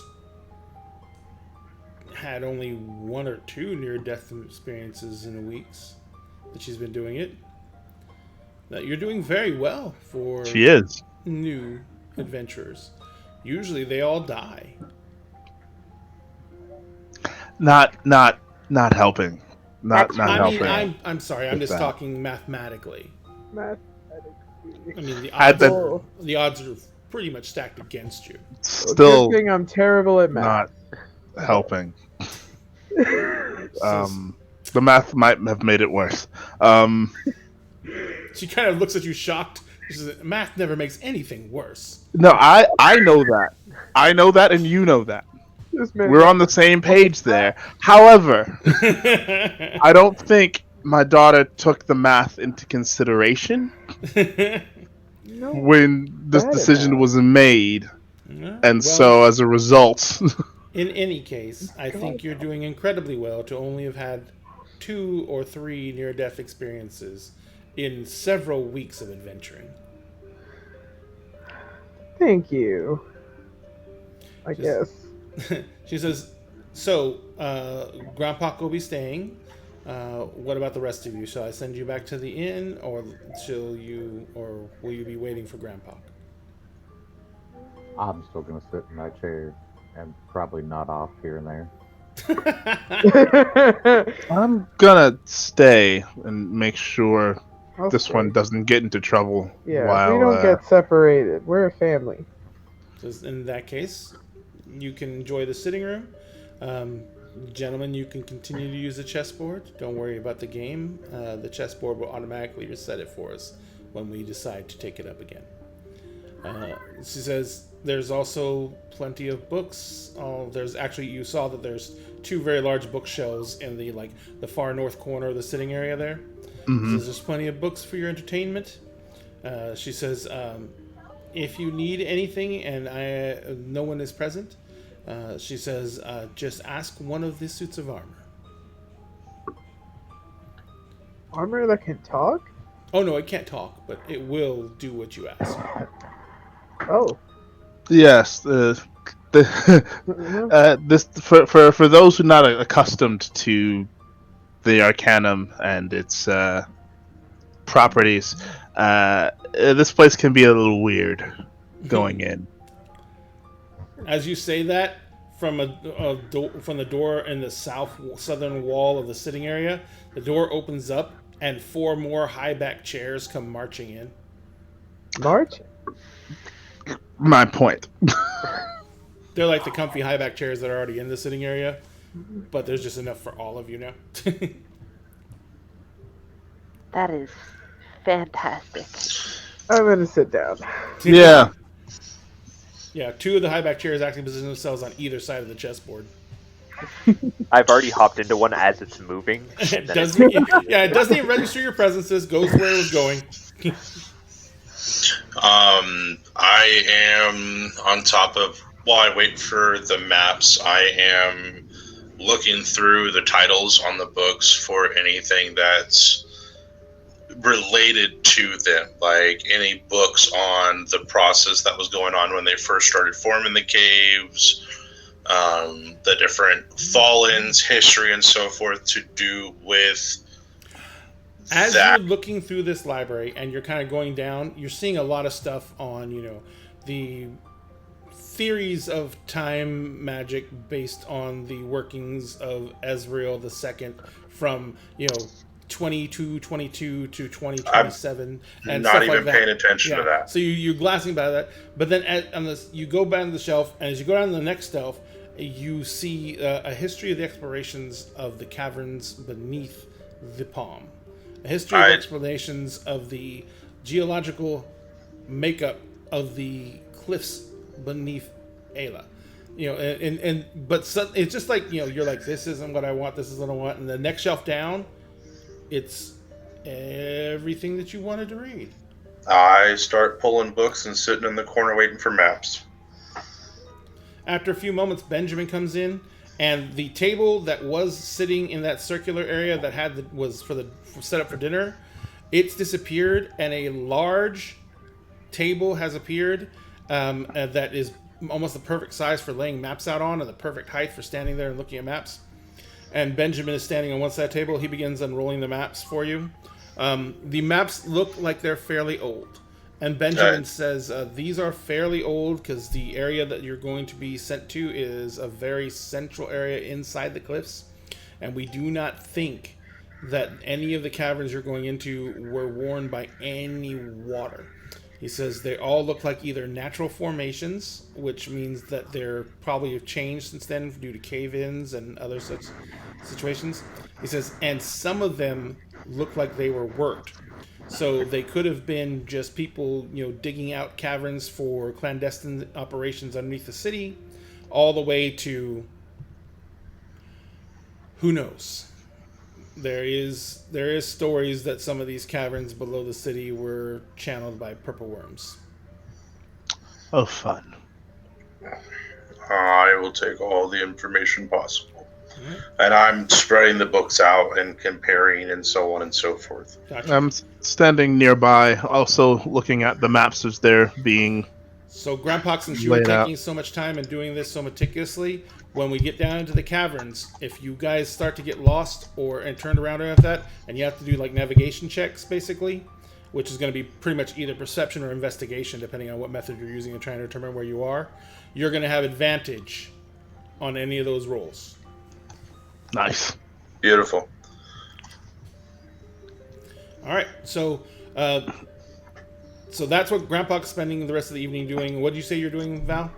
I'm standing with him, also looking at the maps and Probably not as meticulously as he is, but definitely trying to get some bearings and discussing what the cave labyrinth kind of looks like. And The biggest thing you can note, both of you note right away, is like the most recent map of this area is dated like 150 years ago. So they obviously have not sent anyone back down there to map this region out in a long time. So I'm gonna have some fun with this now.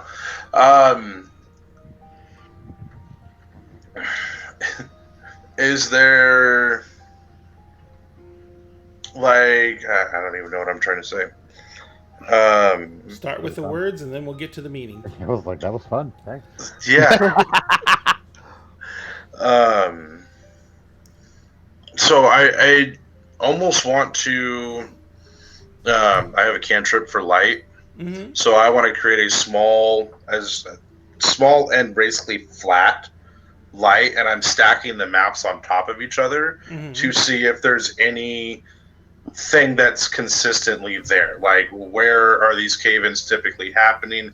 How is it changed? But is there any one path that really never went away that they have marked? Well, the maps aren't of the same area over and over and over again. Okay. These caverns are huge. These are different regions of the area. Now, there are Gotcha. a couple of maps that are like, this map was made 350 years ago. This map was only made 145 years ago, so it's more recent. So there's like 2 or 3 different maps where you can do that, but there's no way you can cover this entire area in duplicate maps. Copy. Okay. I'm just trying to get as much as I can out of them. And you do see on the maps that you can find that with, and I understand exactly what you're trying to do. You're basically trying to create a light table to be able to see the maps through. And so you basically are, from the ones you do show that have duplications, it seems like this place is fairly geologically stable, and that's something you read in the books. These are limestone caverns down low where the water is eroding the limestone. There is cave-ins down there quite often because the water is eroding away the limestone. Up higher, these cave-ins happen less and less often, and they're actually caused by larger caverns down below finally just getting too big and then collapsing, and that causes, that even causes massive quakes, cave-ins. That causes quakes that are felt up at the surface. Okay, beautiful. And I'm bouncing back and forth with Val. So as I see something, I'm working with him, and that's how we're going to spend the evening. Excellent. All right, Utopia, how are you spending your evening here? Well, brooding isn't healthy, so So are you gonna go drink with Shagash instead? yeah. To be fair, I'm probably snoring right now. Well, I'm gonna grab a drink and then sit with Aeon to play chess. Wow. Gotcha. All right. So it takes you about 4 hours, Grandpa and Val, before you both feel kind of really like you've sussed out everything you can regarding the caverns and everything like that. And by that time, it's probably close to 8, 9 o'clock at night. So you guys kind of have had everything has kind of run its course for what you think you can get out of these documents. Beautiful. What are you going to do at this point? You're going to ask for the ride back? Benjamin has kind of been like, you started the moment you started, asking questions and pointing things out, Benjamin started taking notes. And as you guys were doing this, as you guys, are putting up, he kind of like compiles all the notes together, and you notice that he has done hand sketches of some of the sections of caves with notes on them, like, this cave formed from collapse of, 226 years ago, has not had any further action for the next X amount of years, hopefully will be stable, blah, blah, blah. So he's done a lot of notes, he's taken a lot of sketches, And he kind of like Benjamin. just puts them, he rolls them up and he holds them out to you. Oh. Did you want a copy for your records as well? It's like, oh, I'll just draw them up again later. Fair enough. He says, in that case, if you are ready, I will take you back to the inn. We have already made arrangements for you all to have rooms for the night. I'm sure you'll be very comfortable. He says, in the morning, I will come and fetch you shortly after first bell. And roughly first bell is about 7 o'clock in the morning. And she says, I'll come summon you at just after first bell, and I'll bring you back here, at which time the masters will send you to the location nearest where we can get you without being directly noticed. He says, is there anything else you need at this point this evening? Is it going to be another one of those teleportation spells? Yes, they're all teleportation spells. I've had a feeling. And I look to everyone else and I mouth the words, I'm sorry. So, who's carrying Shugash! You done reading? If you're done snoring, No. I'm gonna kick the chair out from underneath him and walk to the circle. Well, to get up and follow. All right. So you guys step on the pad. Benjamin kind of looks around, make sure everyone's okay, and then he enacts the teleportation circle.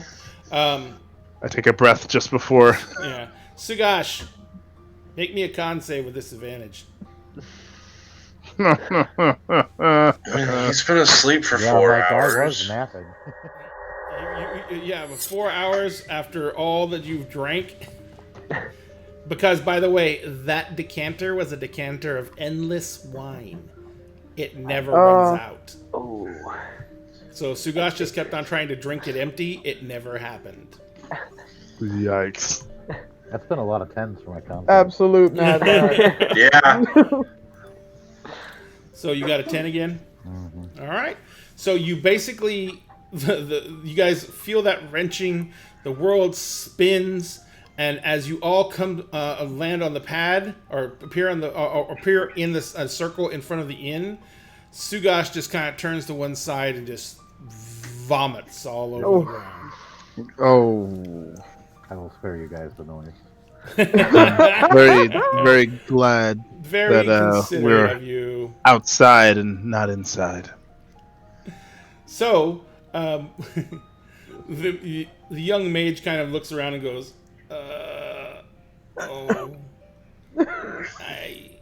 no. Maybe Okay, maybe gets a little let's just green. go inside. And he says, your rooms are paid under the Arcanum. Have a good evening. And he just winks Never out. seen a man's puke before? He just winks out of existence. So that too. He said, I'm out. Yep, that sounds about right. Alrighty. Sugash, you alright, buddy? Yeah. All right. Sure, So, okay. We're going to sleep. We're going to the end to get some sleep. Okay. Let's go ahead into the inn. Yeah. Like I said, the lower portion of the inn is mainly a large tavern, but it's still early enough in the evening to where the tavern is very lively. There's a minstrel up on a stage who is playing with some accompaniment. He's got a tambourine player she's also dancing on stage, and he's playing a lute, and there's another gentleman accompanying him on a pair of drums, and they're basically keeping the crowd entertained. Some of the crowd is up and dancing. Most of them are sitting around enjoying their drinks. As you walk in, the innkeeper is also behind the bar, and he comes in and he says, "Hey, hello, how can I help you this evening?" Yes, thank you. We have rooms reserved for us through the Arcanum. I was figuring as much. Don't get much call for reserved rooms that often around here. He says, any friends and guests of the Arcanum will be treated with the utmost respect. We were asked to give you somewhere quiet to rest, so I put you up on the 3rd floor. He says, he's kind of like, pulls out like 3 keys. And he says, I've got you 2 rooms. Sorry, got 3 rooms, 2 apiece. One person, the lady will have her own room, of course. He says, you guys, he says, top of the stairs, all the way down the corridor, the last 3 doors, 2 on the left, and the last one on the right. Certainly. Thank you. He says, and that can, have a very good rest if you need anything. He says, just, come and ask, and we will have it right up to you. He says, we actually have a dumbwaiter set up upstairs and an attendant in the hall, so all you have to do is stick your head out the door and give them a holler, and they will actually get anything you want for you brought up to your room. Can I get, and I gesture to Sugash, so can I get some drinking water and something for my friend's stomach, please? He's had a time of it today. It's been going around. It's been going around. He says, yes. I'll get you some seltzer water. He says, and I will get you some of the Tanum tablets. That should help. That would be fantastic. Thank you. Is alcoholism a roving plague? He says, Is it what? contagious? He's like, no, alcohol is not the plague. It's my livelihood. He's like, no, I meant stomach bug. It's going around. Oh, yes.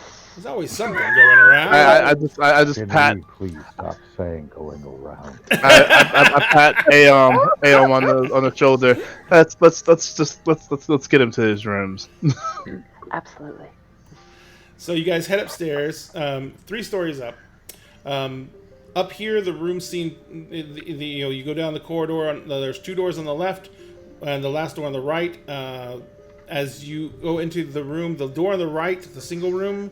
Who's gonna go where? You're at the end of the corridor. You can see that at the end of the hallway there is a person sitting on a stool right by what looks to be an open dumbwaiter, and you see one of those horn tubes, like for the speaking horns, brass horn coming out of the wall, and the tube goes down the dumbwaiter shaft alongside the dumbwaiter. Interesting. Okay. And he kind of looks at you and he says, "Good evening, What?" He says, "Your rooms are already prepared, turned down, already done." He says, "I had the maid come up and heat the beds." He says, "So they should still be pretty warm." He's like, "I hope you have a very good rest." He said, "The Arcanum said that we are to wake you up bright and early in the morning." Lovely. Well, Thank you. getting a good night's rest is a good plan. He's like, And if you need anything, just stick your head out the door. He says, there is facilities. He says, back toward the staircase. He says, the first door at the top of the stairs on the left and the right. He says, there are facilities in each one. He says, just do your business. Clean yourself up. He says, and don't worry about whatever's left behind. Okay. I'm gonna be taking Shugash to the solo room. Mm-hmm. So it's just the 2 of us on the one side. Okay. And then I will lock. Oh yes, of course. And then I will also lock the door behind me and just sit down against the door. Gotcha. Key works in the lock. Door swings open. You drag Shugash in and dump him on a bed temporarily. And then you get everything set up the way you like it. There's 2 beds in the room. One on either up against either wall. Directly across the room from the door that comes into the room, there is a desk with a single chair. You see there's actually a pen in an inkwell. Actually, there's a sealed inkwell and a pen on top of the desk. And there is actually several sheets of paper on top of the desk. And paper is not cheap. So this is not exactly a cheap hotel. There is a chamber pot in the room, even though he said there are facilities down the hall. And there is a basin of cold water and several glasses on the desk where the paper is. And that's the same in each room. Okay. So, Utopia, you're going to take one of the other rooms then? Yeah. All right. And Yep. Val and Aom are going to get the last room? I'm gonna be Yeah. alone so I can cry. Yeah. All right. So, does anyone have anything they're going to do before they crash out? Anything that's going to take any time? I will go and sit on the bed, and I'll look at Aeon. We've really got to take care of that girl. I think she's going to need us. I agree.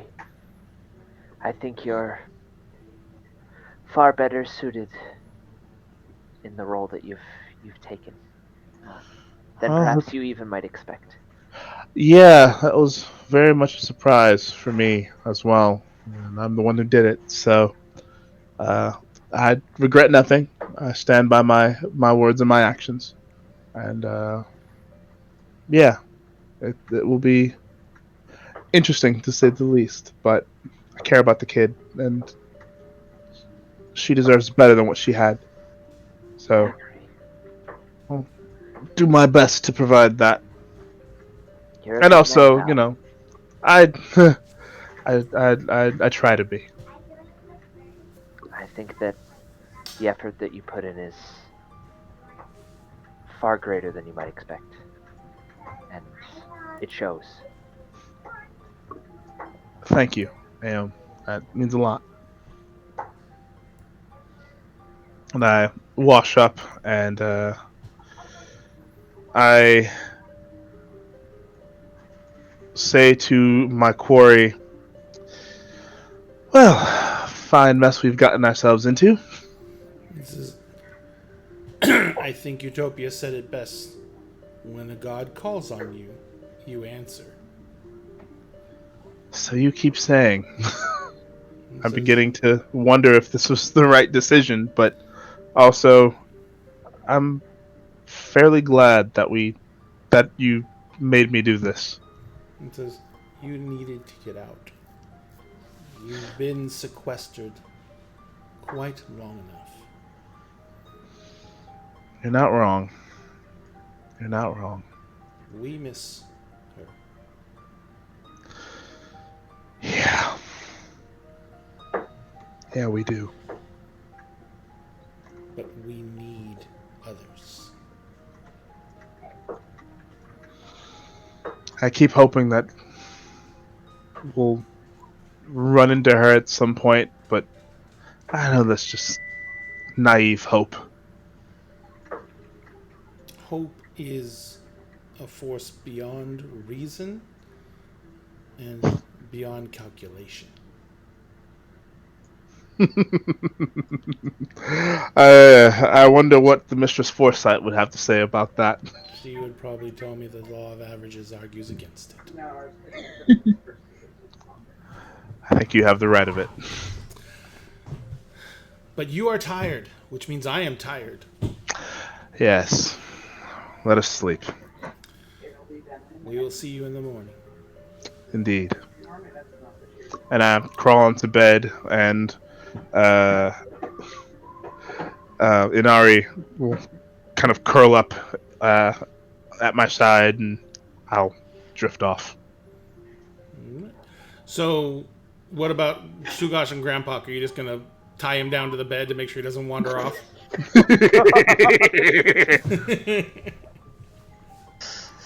No, I'm trying to be the good brother and help him get his armor off.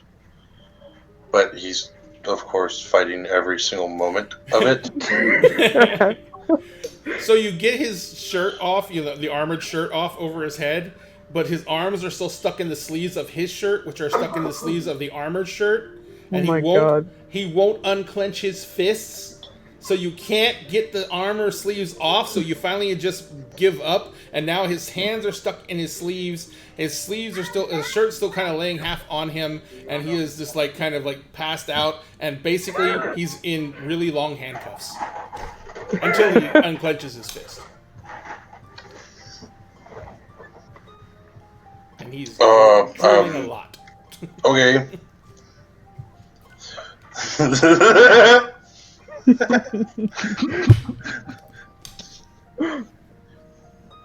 Yes, I've had to undress many drunk people.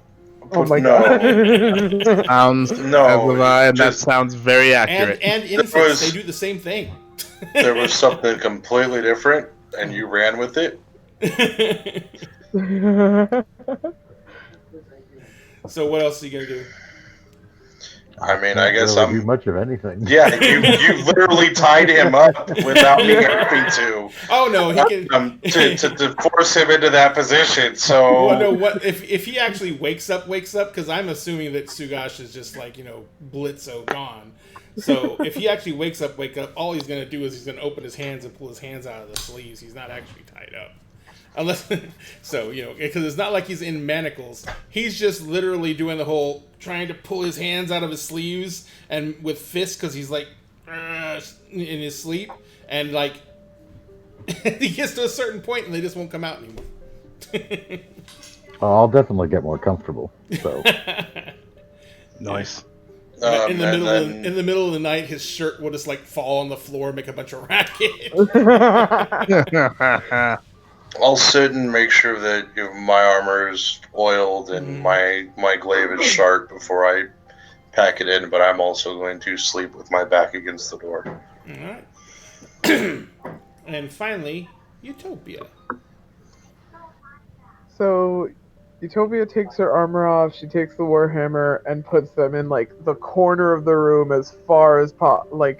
Turning the breastplate to face the corner type thing. Yeah, Putting the breastplate over the hammer so you can't see the hammer, and turning the breastplate to face yeah, the wall. exactly. Like she doesn't want to look at that shit. And she's putting it as far away from the bed as possible. She's putting them in timeout for now. And she gets into bed and she's trying to keep it together because she's like, no, it's fine. Everything is gonna be fine. Like, new dad just dropped. It's fine. But she's tired. It's been a hell of a day, and so like she just starts kind of crying quietly. Like she's not making any noise because she knows that everybody else is tired. And she's just kind of there crying herself to sleep. So, when you get in bed, do you blow the lantern out? Yeah. Okay. So as you get into bed and you blow the lantern out, and you're sitting there, and you've got your eyes closed, and you're like just trying to talk yourself down. You're trying to calm yourself down to where you're just not racking sobbing. You know what I mean? You're quietly crying, but you're just basically doing that whole, I'm fine, I'm with friends. You're just doing that talk down. And as you're doing the talk down, you hear the other bed creak as if someone has sat down in it. Oh. And the lantern by the other bed lights up, but instead of being the yellow flame of a lantern, it is a soft blue glow. And you can see that in the lantern, there is a little wisp of light that's dancing around inside the glass. And sitting on the bed across from you is that same armored warrior that you saw at the police building. And he's kind of like sitting forward. But this time, instead of a skull's face, the blue light shows you the face of one of the portraits from the house. You see his high cheekbones, his long beard coming down off his chin, and he kind of like has these deep sunken eyes, and his skin is just this, in the blue light, is this horrific pallid shade. And he's kind of leaning with his hands between his knees, kind of clasped together, leaning on his knees, sitting on the bed.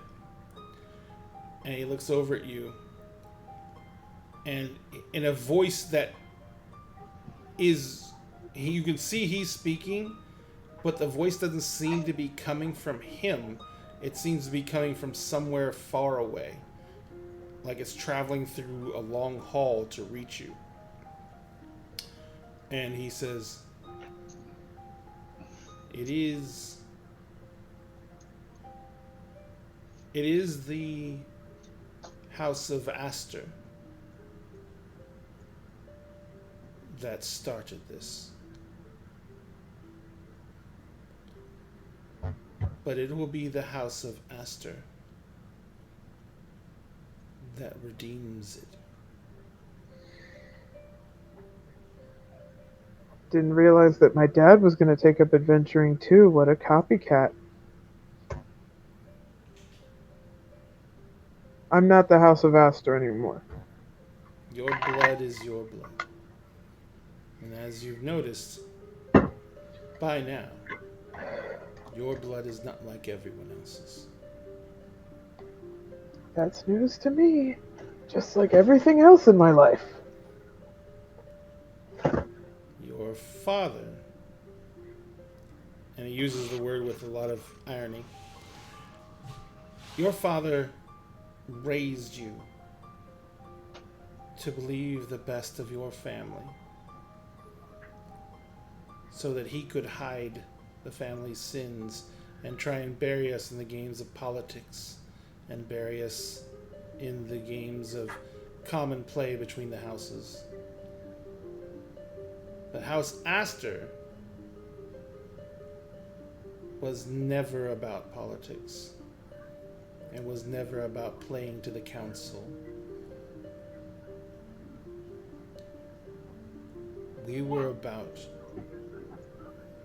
finding our own way. But we took it too far.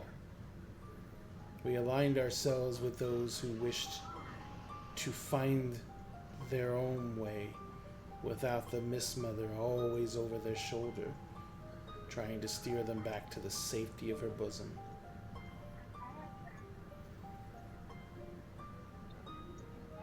We paid a heavy price. We lost much.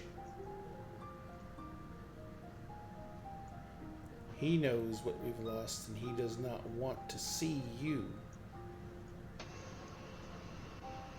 squander what little we have left on what he sees as dreams of being a hero. He does not understand what destiny is.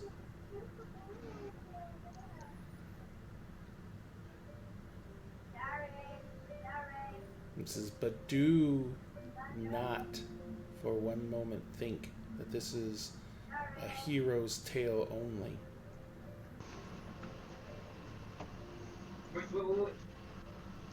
The sins of our ancestors are passed down onto us as a weight and a mantle of a redemption a redemptive path that we must walk. I failed.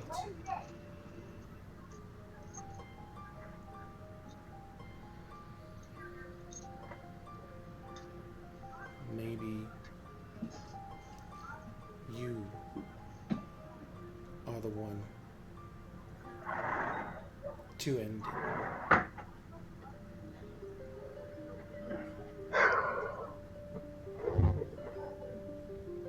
Fine. But I'm answering the Mist Mother's call, not yours. That's why I said you may be the one to end it. I attempted to change things out of arrogance, bravado. I wanted to show that you didn't have to be the special one. It was just enough to be an Was Aster. yours done? Was yours But it wasn't.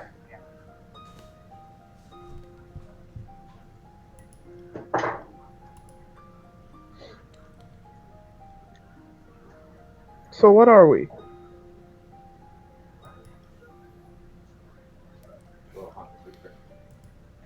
Are you asking what? I- We're a noble house. No, why do I not need these lanterns? What else? What did our family do? When, in the past, we were the most devout of those who followed the Miss Mother's teachings. And we were one of her chosen families. Our blood was given her blessing.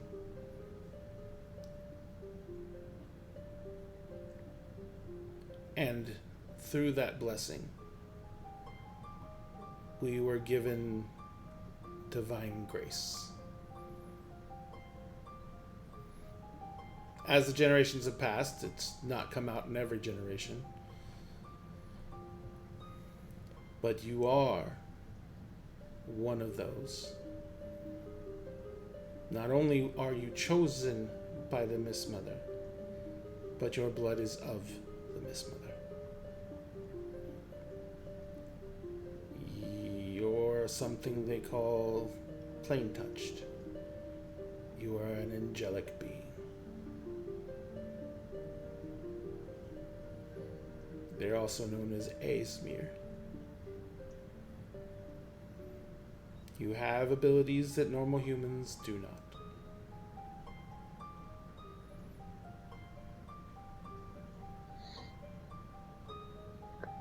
So much of this would have been nicer to know earlier, but that's not how destiny works, is it? I wouldn't know. I've been dead.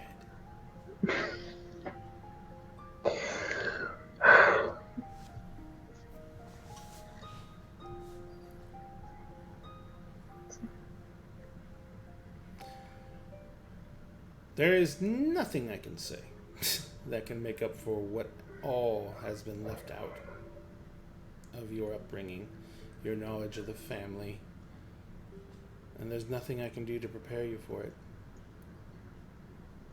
What you're going to learn, what you're going to discover. The only thing I can say is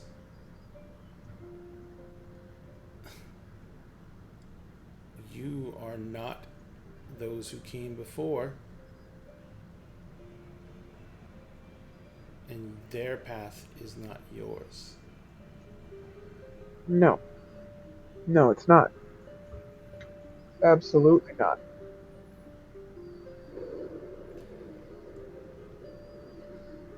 I apologize for having kept you up.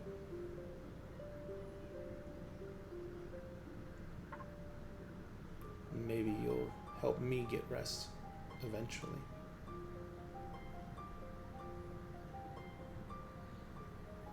I hope so. And the little blue light winks out.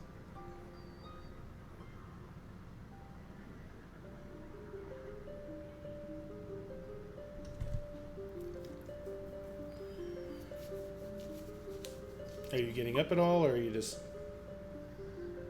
I'm laying down again, but this time I'm just wired and trying to think back on any hints that I might have missed other than the seeing in the dark thing.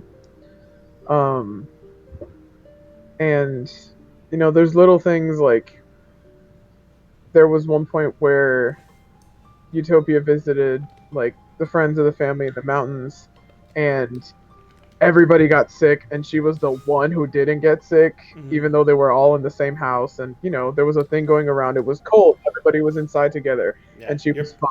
Your parents would take you to chicken pox parties, and you never got them. Yeah, just like she just never had a sick day ever. And she's like, and her dad always explained it away as like, oh, you just have a really strong immune system. Like you're just a scrappy kid. Like, and she's like, that's sketchy.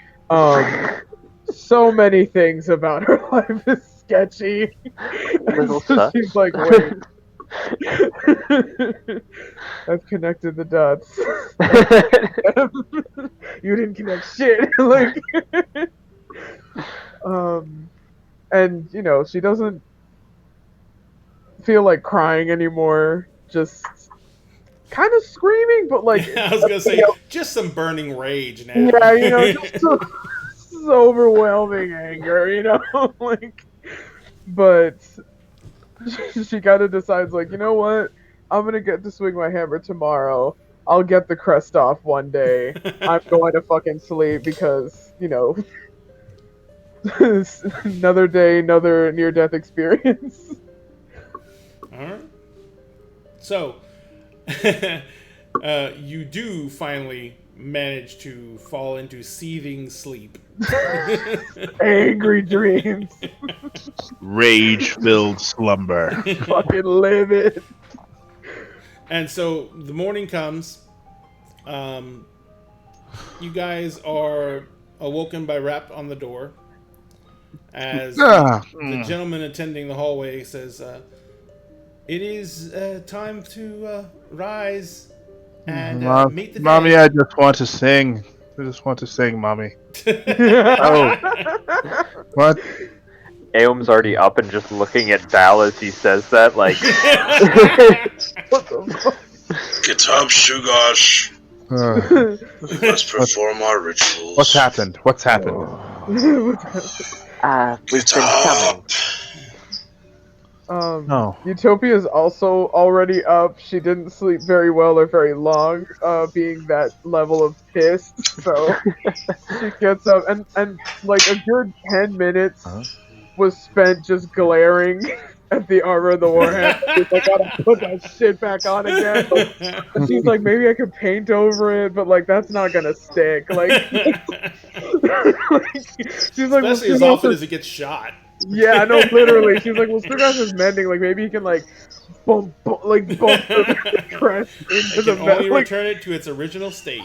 yeah, she's like, she's not having it, but she puts it all on and is like, fine. Like, fuck it.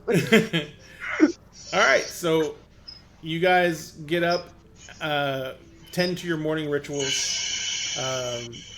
You head down. I actually drag Shugosh out to spar with me in the morning because I know he feels like shit, and that's what happens when you drink is you get to spar with brother. You're like, you go and get drunk, at least you didn't act a fool, but I'm gonna make you work it off in the morning. So Shugosh is actually sparring with Groundhog in the morning. Nice. I can just imagine what that sparring looks like.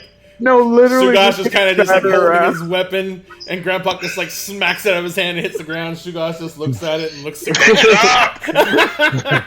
Pick it up now. Do it again! Do it again. Do it Use your right. shield! Do it right. Do it better. What's our motto? Harder, better, faster, stronger. Come on.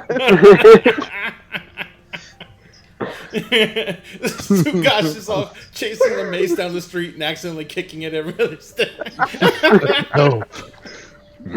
Just grunting the whole time.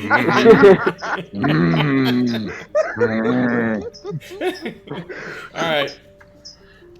So you guys get to the point where everything's completed, and about that time, you guys are kind of coming together in the courtyard. The circle appears in the courtyard. No, not again. And Benjamin apparates inside of it. And he kind of looks all at you, and he says, I do believe that breakfast is waiting. At least we're eating after the teleportation. That's nice. Yeah. I thought it was safe considering what happened last night. And he kind of looks at Shugosh. Just hit me once, brother. Like, I will give you a free shot. Just hit me once. I walk up past them. Huh? I said, I'm going to punch him. You punch him. Do it. Do it. So, like, get out of your mouth. Are you rolling for it? Mm-hmm. All right. Whew. I believe I have a 19 base, sir. Damn. But I'm literally sitting there allowing you to hit me, so I'll let it connect. I mean, I literally told you to hit me, so fucking hit me. So you punch him in the face, doing 1 point of damage.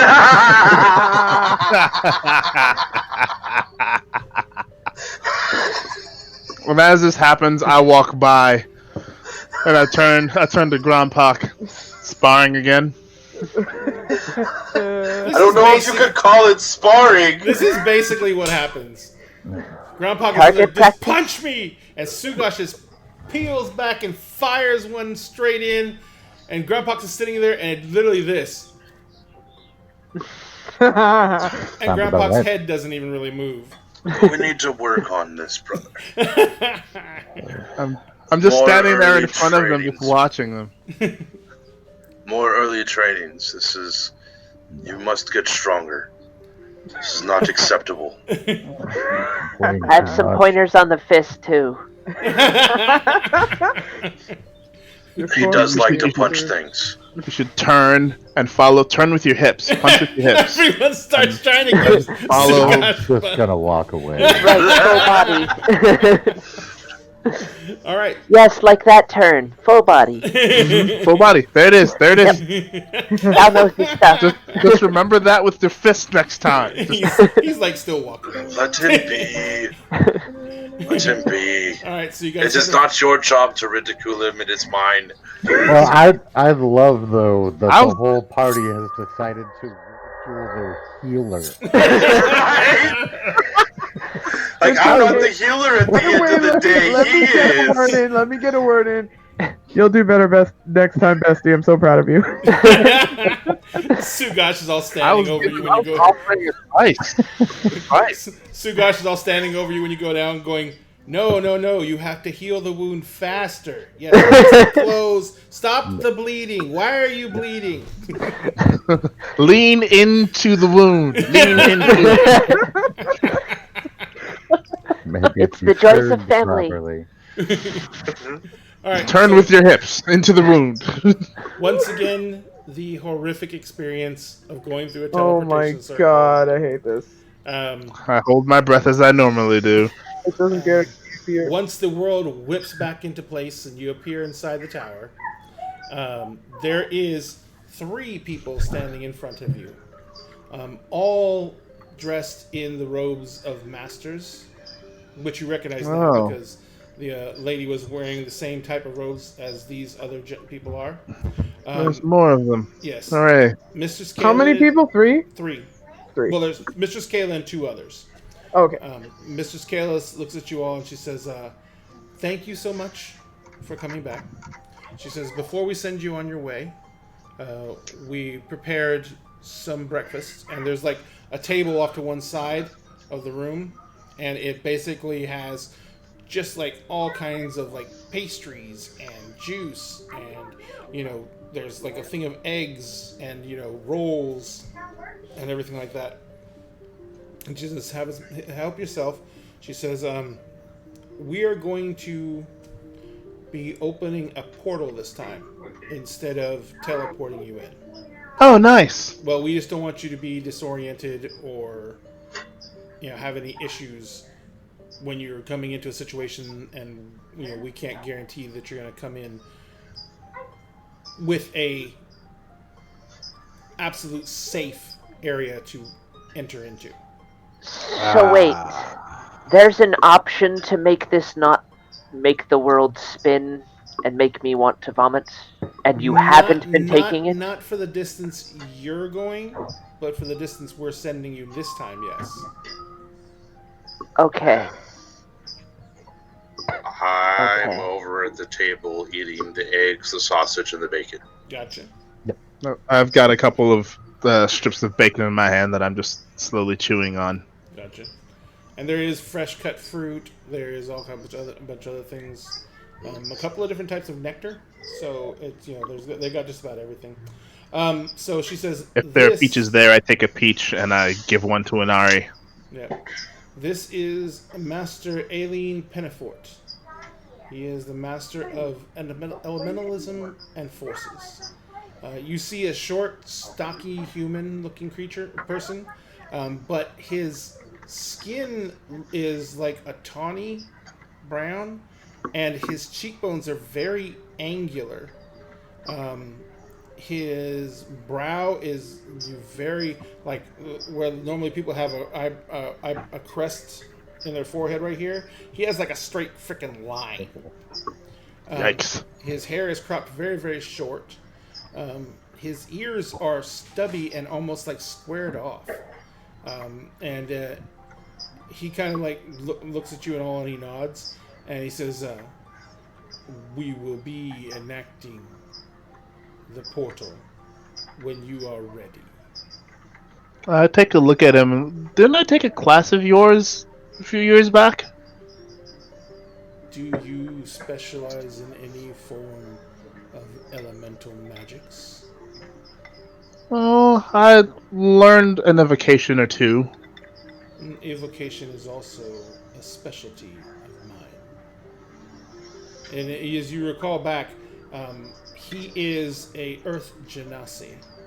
Ah, And he does mainly focus on the elemental magics, but he is also a master of forces, so he does know a lot about evocations. And then yeah, I think it was you. And then there is Master Gray Marinford, the master of arbology and alchemy. This is a person of about middle height, about 5'8", 5'9". They're wearing the robes of a wizard master, but they have like medium length brown hair. They look to be human. There's vines entwined all throughout their hair and running down the back of their hair, down the back of their robes. And as they step forward, they say, "This is going to be not without danger. And I do understand that you do have several gentlemen with you who have the ability to maintain your health while you are exposed to these dangers.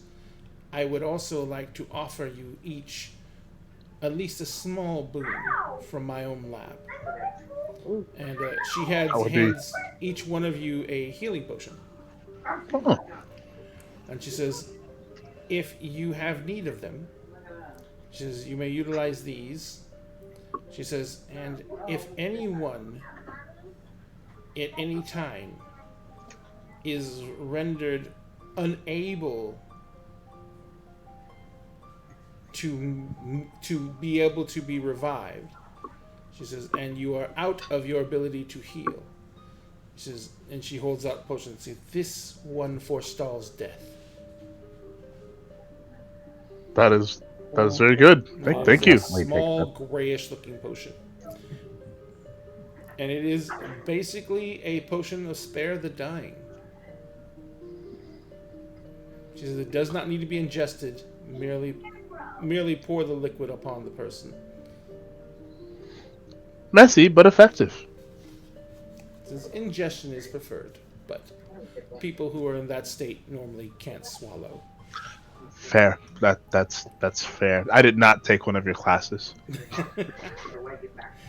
And so Mrs. Kayla steps forward again. She says, and this is after they give you a few minutes to get some breakfast in you, get something to drink and everything like that. And she says, readjusting the armor. Yeah. It's actually, it seems to fit very, very well. The first time you put it on, it seemed a little bit loose. Like it was made for someone a little bit bigger than you.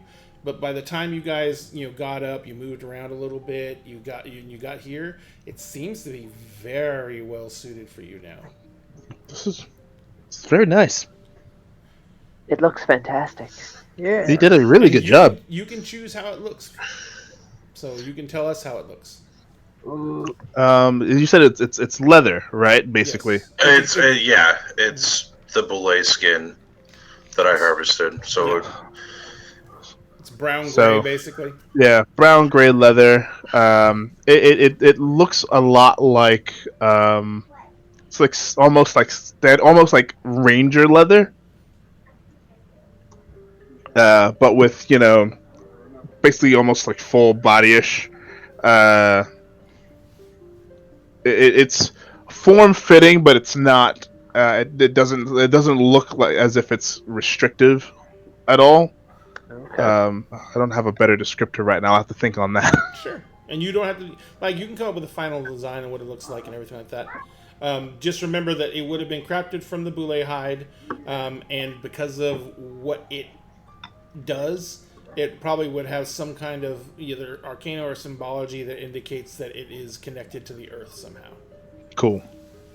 So, so she says, if you all are prepared. I'll draw my halberd before stepping forward. Yeah, I'll draw my rapier as well. So, fun thing about halberds, they're like walking staves. Or it's a when you're glaive. not Yeah. Excuse me, it's a glaive. Glaive, halberd, basically the same thing. They're like walking staves when you're not using them to fight with. I mean, I'm big enough. It's strapped to my Oh back. shit! I keep on forgetting you're almost like 8 feet tall. I'm just like, yeah, I'm 7 foot tall. Like at the end of the day, it's strapped to my back. because you're taller than your glaive, which is unusual for that weapon. Beauty of being a giant. Yeah. So she says, this is a spell known as Dimension Door. We will open one end here. The other end will open at the location that we picked for you to go enter.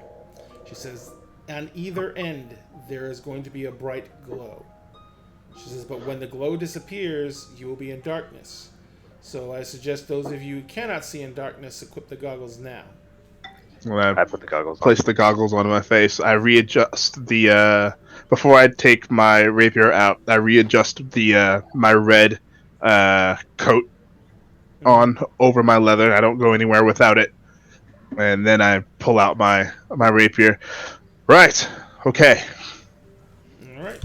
So she says, in that case, when you want to come back, she says, make your way back to the same location.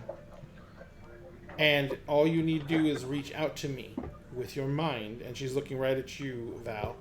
And she says, our previous contacts have established enough of the link that I can actually be able to reach out and hear your call. Oh. She says, I will open up the portal and you'll be able to make your way back through it. If you get to a point where you cannot get to that same spot, she says, the paths back to the surface are many and varied. But if you can just always try and make your way up. If you can keep on raising in elevation, you can keep on trying to call out to me. She says there's a limited distance on how close you need to be to me, and that's why we're putting the portal entrance where we're putting it, because that's the farthest that I can reach. Okay. It's good to know. She says, other than that, good luck. May you find what we need. And I bow to. She's an elf, right? Yes. And I say to her in Elven, Lafel.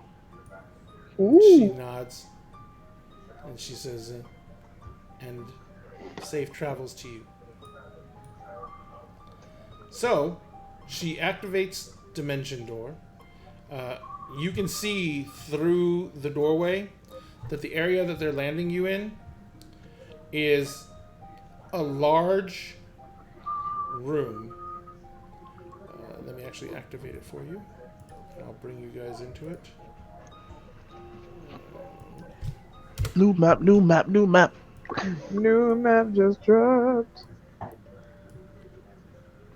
Drop it in I one. do have vision. We just went over this. I know. I need to fix your vision real quick. It was because another life-altering conversation in the same damn day. life-altering conversation. For fuck's sake. God, give me a second. Oh my God, Give me you're a so bossy. second. Lord. Just change my last name. Give me a second. It's going up to space. Give it a minute. Fuck. I am changing your properties to give you vision. Nice. I am I gonna can go see back- now. I am gonna go back into Yeah. my notes and write actual like more pro stuff with Utopia. But if this was like a captain's log, it would be the funniest thing on earth. Like if it was just short updates, it would be like, oh, God called, so I guess I gotta go. Oh, I made a bunch of new friends. Like, oh, almost died today, but like I'm fine. Ruined the Everything's family good, armor, I'm but it got fine. fixed. Got disowned. I'm not human? Question mark.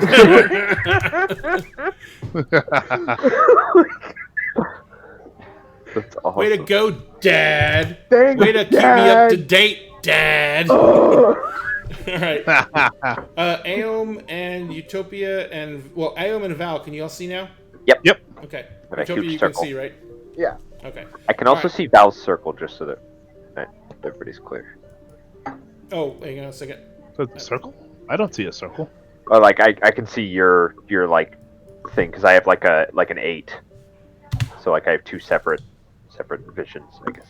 Oh. Yeah, There we I go. forgot to do that, and then I need to do that on you too. I put a radius on it, and I think you were seeing the radius. Ah. All right, there we Makes go. sense. Da-da-da. All right, so you all are in the tunnel. The tunnel. And this is actually a large cavern. You can see that there are what look to be natural stalactites on either end. There is a staircase that is coming upwards behind you out that entrance to, and by the way, straight up on the map is always north. So that entrance to the west behind you, those stairs lead up. So they're coming up to you. The staircase out the other way, if you can get close enough to see it, that staircase is actually going up as well. Oh, Okay. sorry, that going down. I apologize. Okay. So, and that is basically where you end up. Okie dokie. And those are statues around you. There's a broken one directly to your left. Each one of them looks to be some kind of armored warrior. Their faces are almost completely blank, like they've been worn away with time. And 2 of the statues are severely broken. One of them's completely missing its head. The other one's missing the head and most of the shoulders. Oh, fun.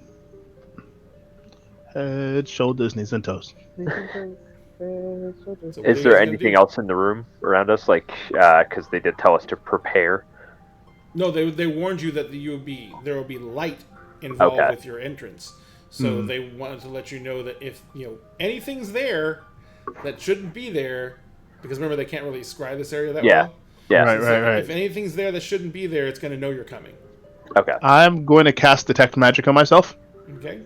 There is nothing magical in this area. You can feel the residual magics from the Dimension Door spell as it's faded, and that's about it. Okay. Cool.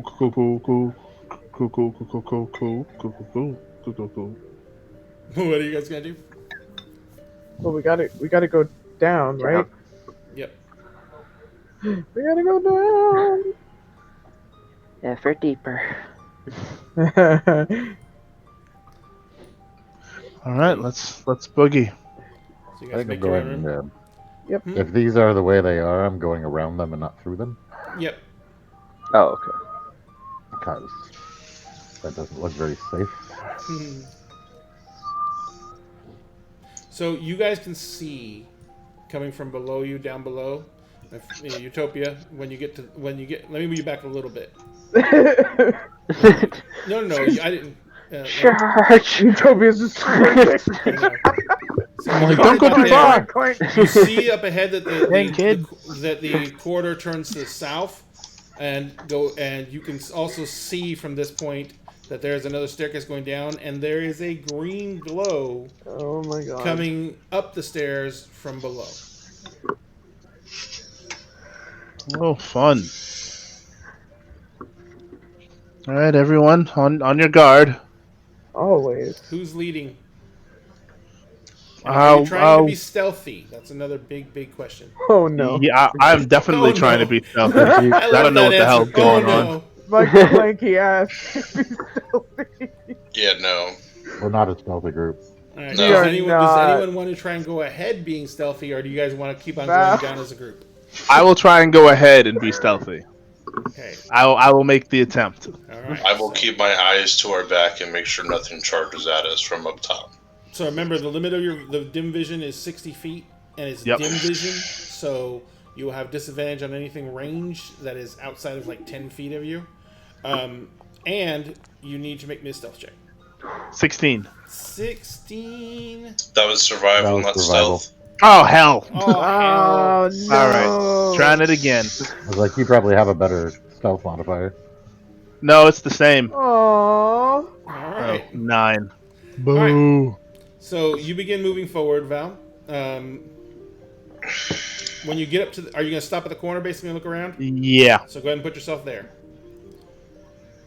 Alright, so as you get up to the corner and you peer around the corner, you see that this is a room that looks like the floor it was worked stone at one time, but it seems to have been, like there's something letting water in at either end, and it's covered the floor in the center of the room with this sickly green ichor that is slowly going into a drain in the center of the floor. There is the staircase goes down into this room, and there is water flowing out of these two giant pipes to the left and to the right, Okay. but there is nothing else visible in the room. Okay. I will, like very, very as quietly as I can, like gesture everyone to move forward and join me. Grandpa catches Val's arm so he doesn't hit his armor. Oh, sorry. Oh, sorry. Just Running it. Clank, clank, clank, clank. And I will. Oh, wait.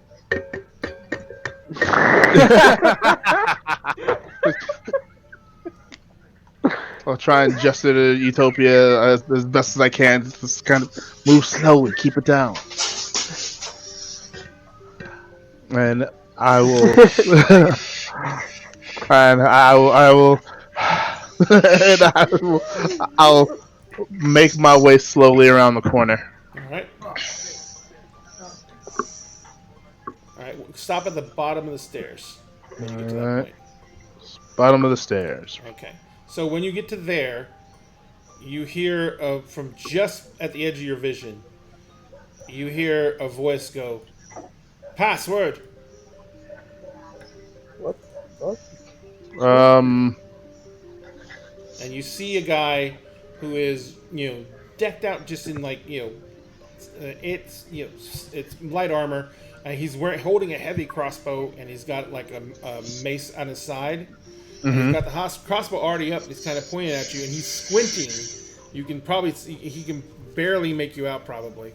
Oh. And he says, "Password." Quick sec. There might be something I can do here. Yes. I will. From this distance, I can create a mind link, and we'll see his thoughts. His thoughts? Oh, Yeah. okay. Oh, yeah, you just get his service thoughts? Yep. To see if I can get the password out of him. The password? Yep. Good thinking. The password for the day is gloom. And I will stand straight. Gloom. Yeah, he kind of like looks up at you and lowers the tip of his crossbow down. He's like, "We weren't expecting anyone coming down today. This is what are you doing down here? Random inspection check. Make me a bluff check on that. Absolutely. stand at attention. Federal This isn't up to inspections. code. None of this is up to code. None of this is up to You're code. getting an F. You're not serving food in this business ever again. Damn it! I just rolled a 10. He kind of looks at you all and he says, "I don't know anything about any inspections." That's why it's random. And he kind of looks over his shoulder. He's like, "Did you know anything about any inspections?" He's kind of looking back or behind him, and you can't really see where he's looking because he's basically at the edge of your vision. And I turn And to everyone, like giving them you hear someone voice farther back go, "I'll go ask." Oh fuck. and I'll turn to the rest of you all, and I'm like, what is it about random? Don't people understand? I don't. It's random. They don't know. Of course they don't know. You come into the room. I come to the center I of was the talking room. to Grandpa. Oh. When you come in the room, he's like, He's like, not until we get you cleared. He's like, stay back there. They are with me. And he says, I don't care if they're with my mom. He says, stay back. Oh man, You I'm see so the other figure tempted. just moves into the darkness. Are you doing anything at all? I'm standing there with my arms folded, like I've got authority. Oh, I almost forgot. Yeah, no, he's still dark. Yeah, so he's standing in the darkness. Let me see how far this would cast out. Go to there. All right.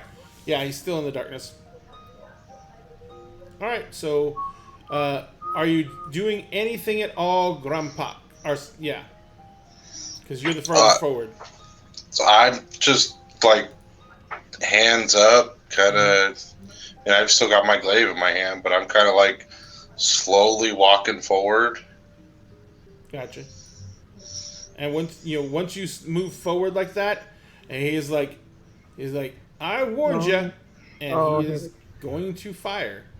So at this point, we're going to call it. Okay. It is 10 o'clock. We are going to start out with this situation next week. Were you missing actually next week, Utopia? Sorry, Yes. Milagros? Yeah, I'm missing the 23rd and the 30th. I'm sorry. No problem. I'm going to get with you on private messengers to tell you what happens with you, because it's going to be something different. Okay. All right, but we will get with everyone next week to continue the next leg of their journey into the darkness, trying to unravel the secrets of the Mist Mother and find out what the hell is going on underneath the capital city of Ayla. So, thank you everybody for coming on tonight. I greatly appreciate it. It was much fun. Milagros, where can people find you in the interwebs? People can find me at Fountain Pen Femme, or on TikTok. I'm a lot more active on Fountain Pen Friend. I also finally got the caption feature, so I'll be posting a lot more because now my videos will be accessible. Thank God. Nice. And remember, Milagros, when you use the caption feature, when you go to save your videos and export them out, make sure you export the captions too, or your save videos won't have the captions on them. Oh, thank you. No problem. I found that out the hard way. Rip. All right. So what are you going to be doing on Twitch? I am streaming tomorrow. I finished one of my notebooks, and I'm reviving an older series of mine. So I'm going to be showing how I actually draft articles related to the world building and the characters. I've already started building out the backstories because I want to be writing prose and actually drafting manuscripts next year. So if you guys want to see the process by which I create an entire planet, because I can never let myself have a moment of peace, join me on Twitch at Fountain Pen Femme. Thank you very much. Rob, are you still going to do your TikToks? I am. I'm actually in the process of sewing the costume that I'm going to do for the first cosplay. It is something to do with Star Wars. Nice. I have a Star Wars OC that I will be stitching with you then. Yes. We look forward to seeing that, Rob. And Rob's TikTok link is in the chat right now. If you want to go give Rob a follow, cosplays to come soon. Yes. And of course, Rome and RJ, the two scamps, can be found over at Obliviously Adventurous. Being oblivious and being adventurous at the same time, nothing ever goes wrong. Everything always works out. Everything's perfect. And Have you watched one of our sessions? Like from the player side or the DM side, none of that is factual. Not So even if a you wanna- discussion. Like, think about all the shit Ray used to do in DU. On a way. Like, it was contagious, sir. Tell the way your channel has problems. I would cause ships not to be able to take off from planets. Yeah. Just by showing up. Effectively. Just by showing up. So tomorrow, at the very least, tomorrow morning, Rome's going to be bringing some Cyberpunk into the mix. Ooh. He's been running through it the last couple of weeks, and I think you're story grinding right now. Yeah. Oh. I don't know. I've missed this whole week because of the internet, so. Right. Yeah, So story grinding, I think. So Rome will be back tomorrow with some Cyberpunk. Who knows what shit he's going to get into. Yep. And, you know, there's always something fun to be had in Cyberpunk. It's like Grand Theft Auto with better graphics. And more bugs. And more bugs and techie stuff. Yeah. All right. Thank you very much, guys. And Sphinx, where can folks find your latest creations? I can be found on TikTok at CircleDM. Everywhere else at Sphinx Akasha.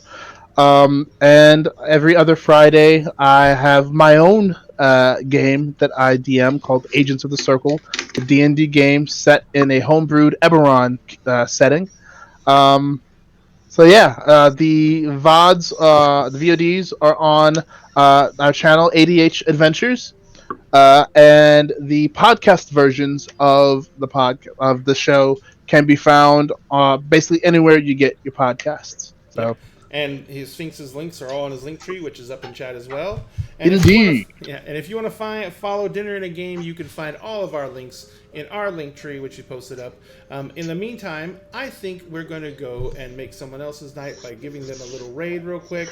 Let's see who's playing D&D right now. Oh, crap. The Grouch Couch is on.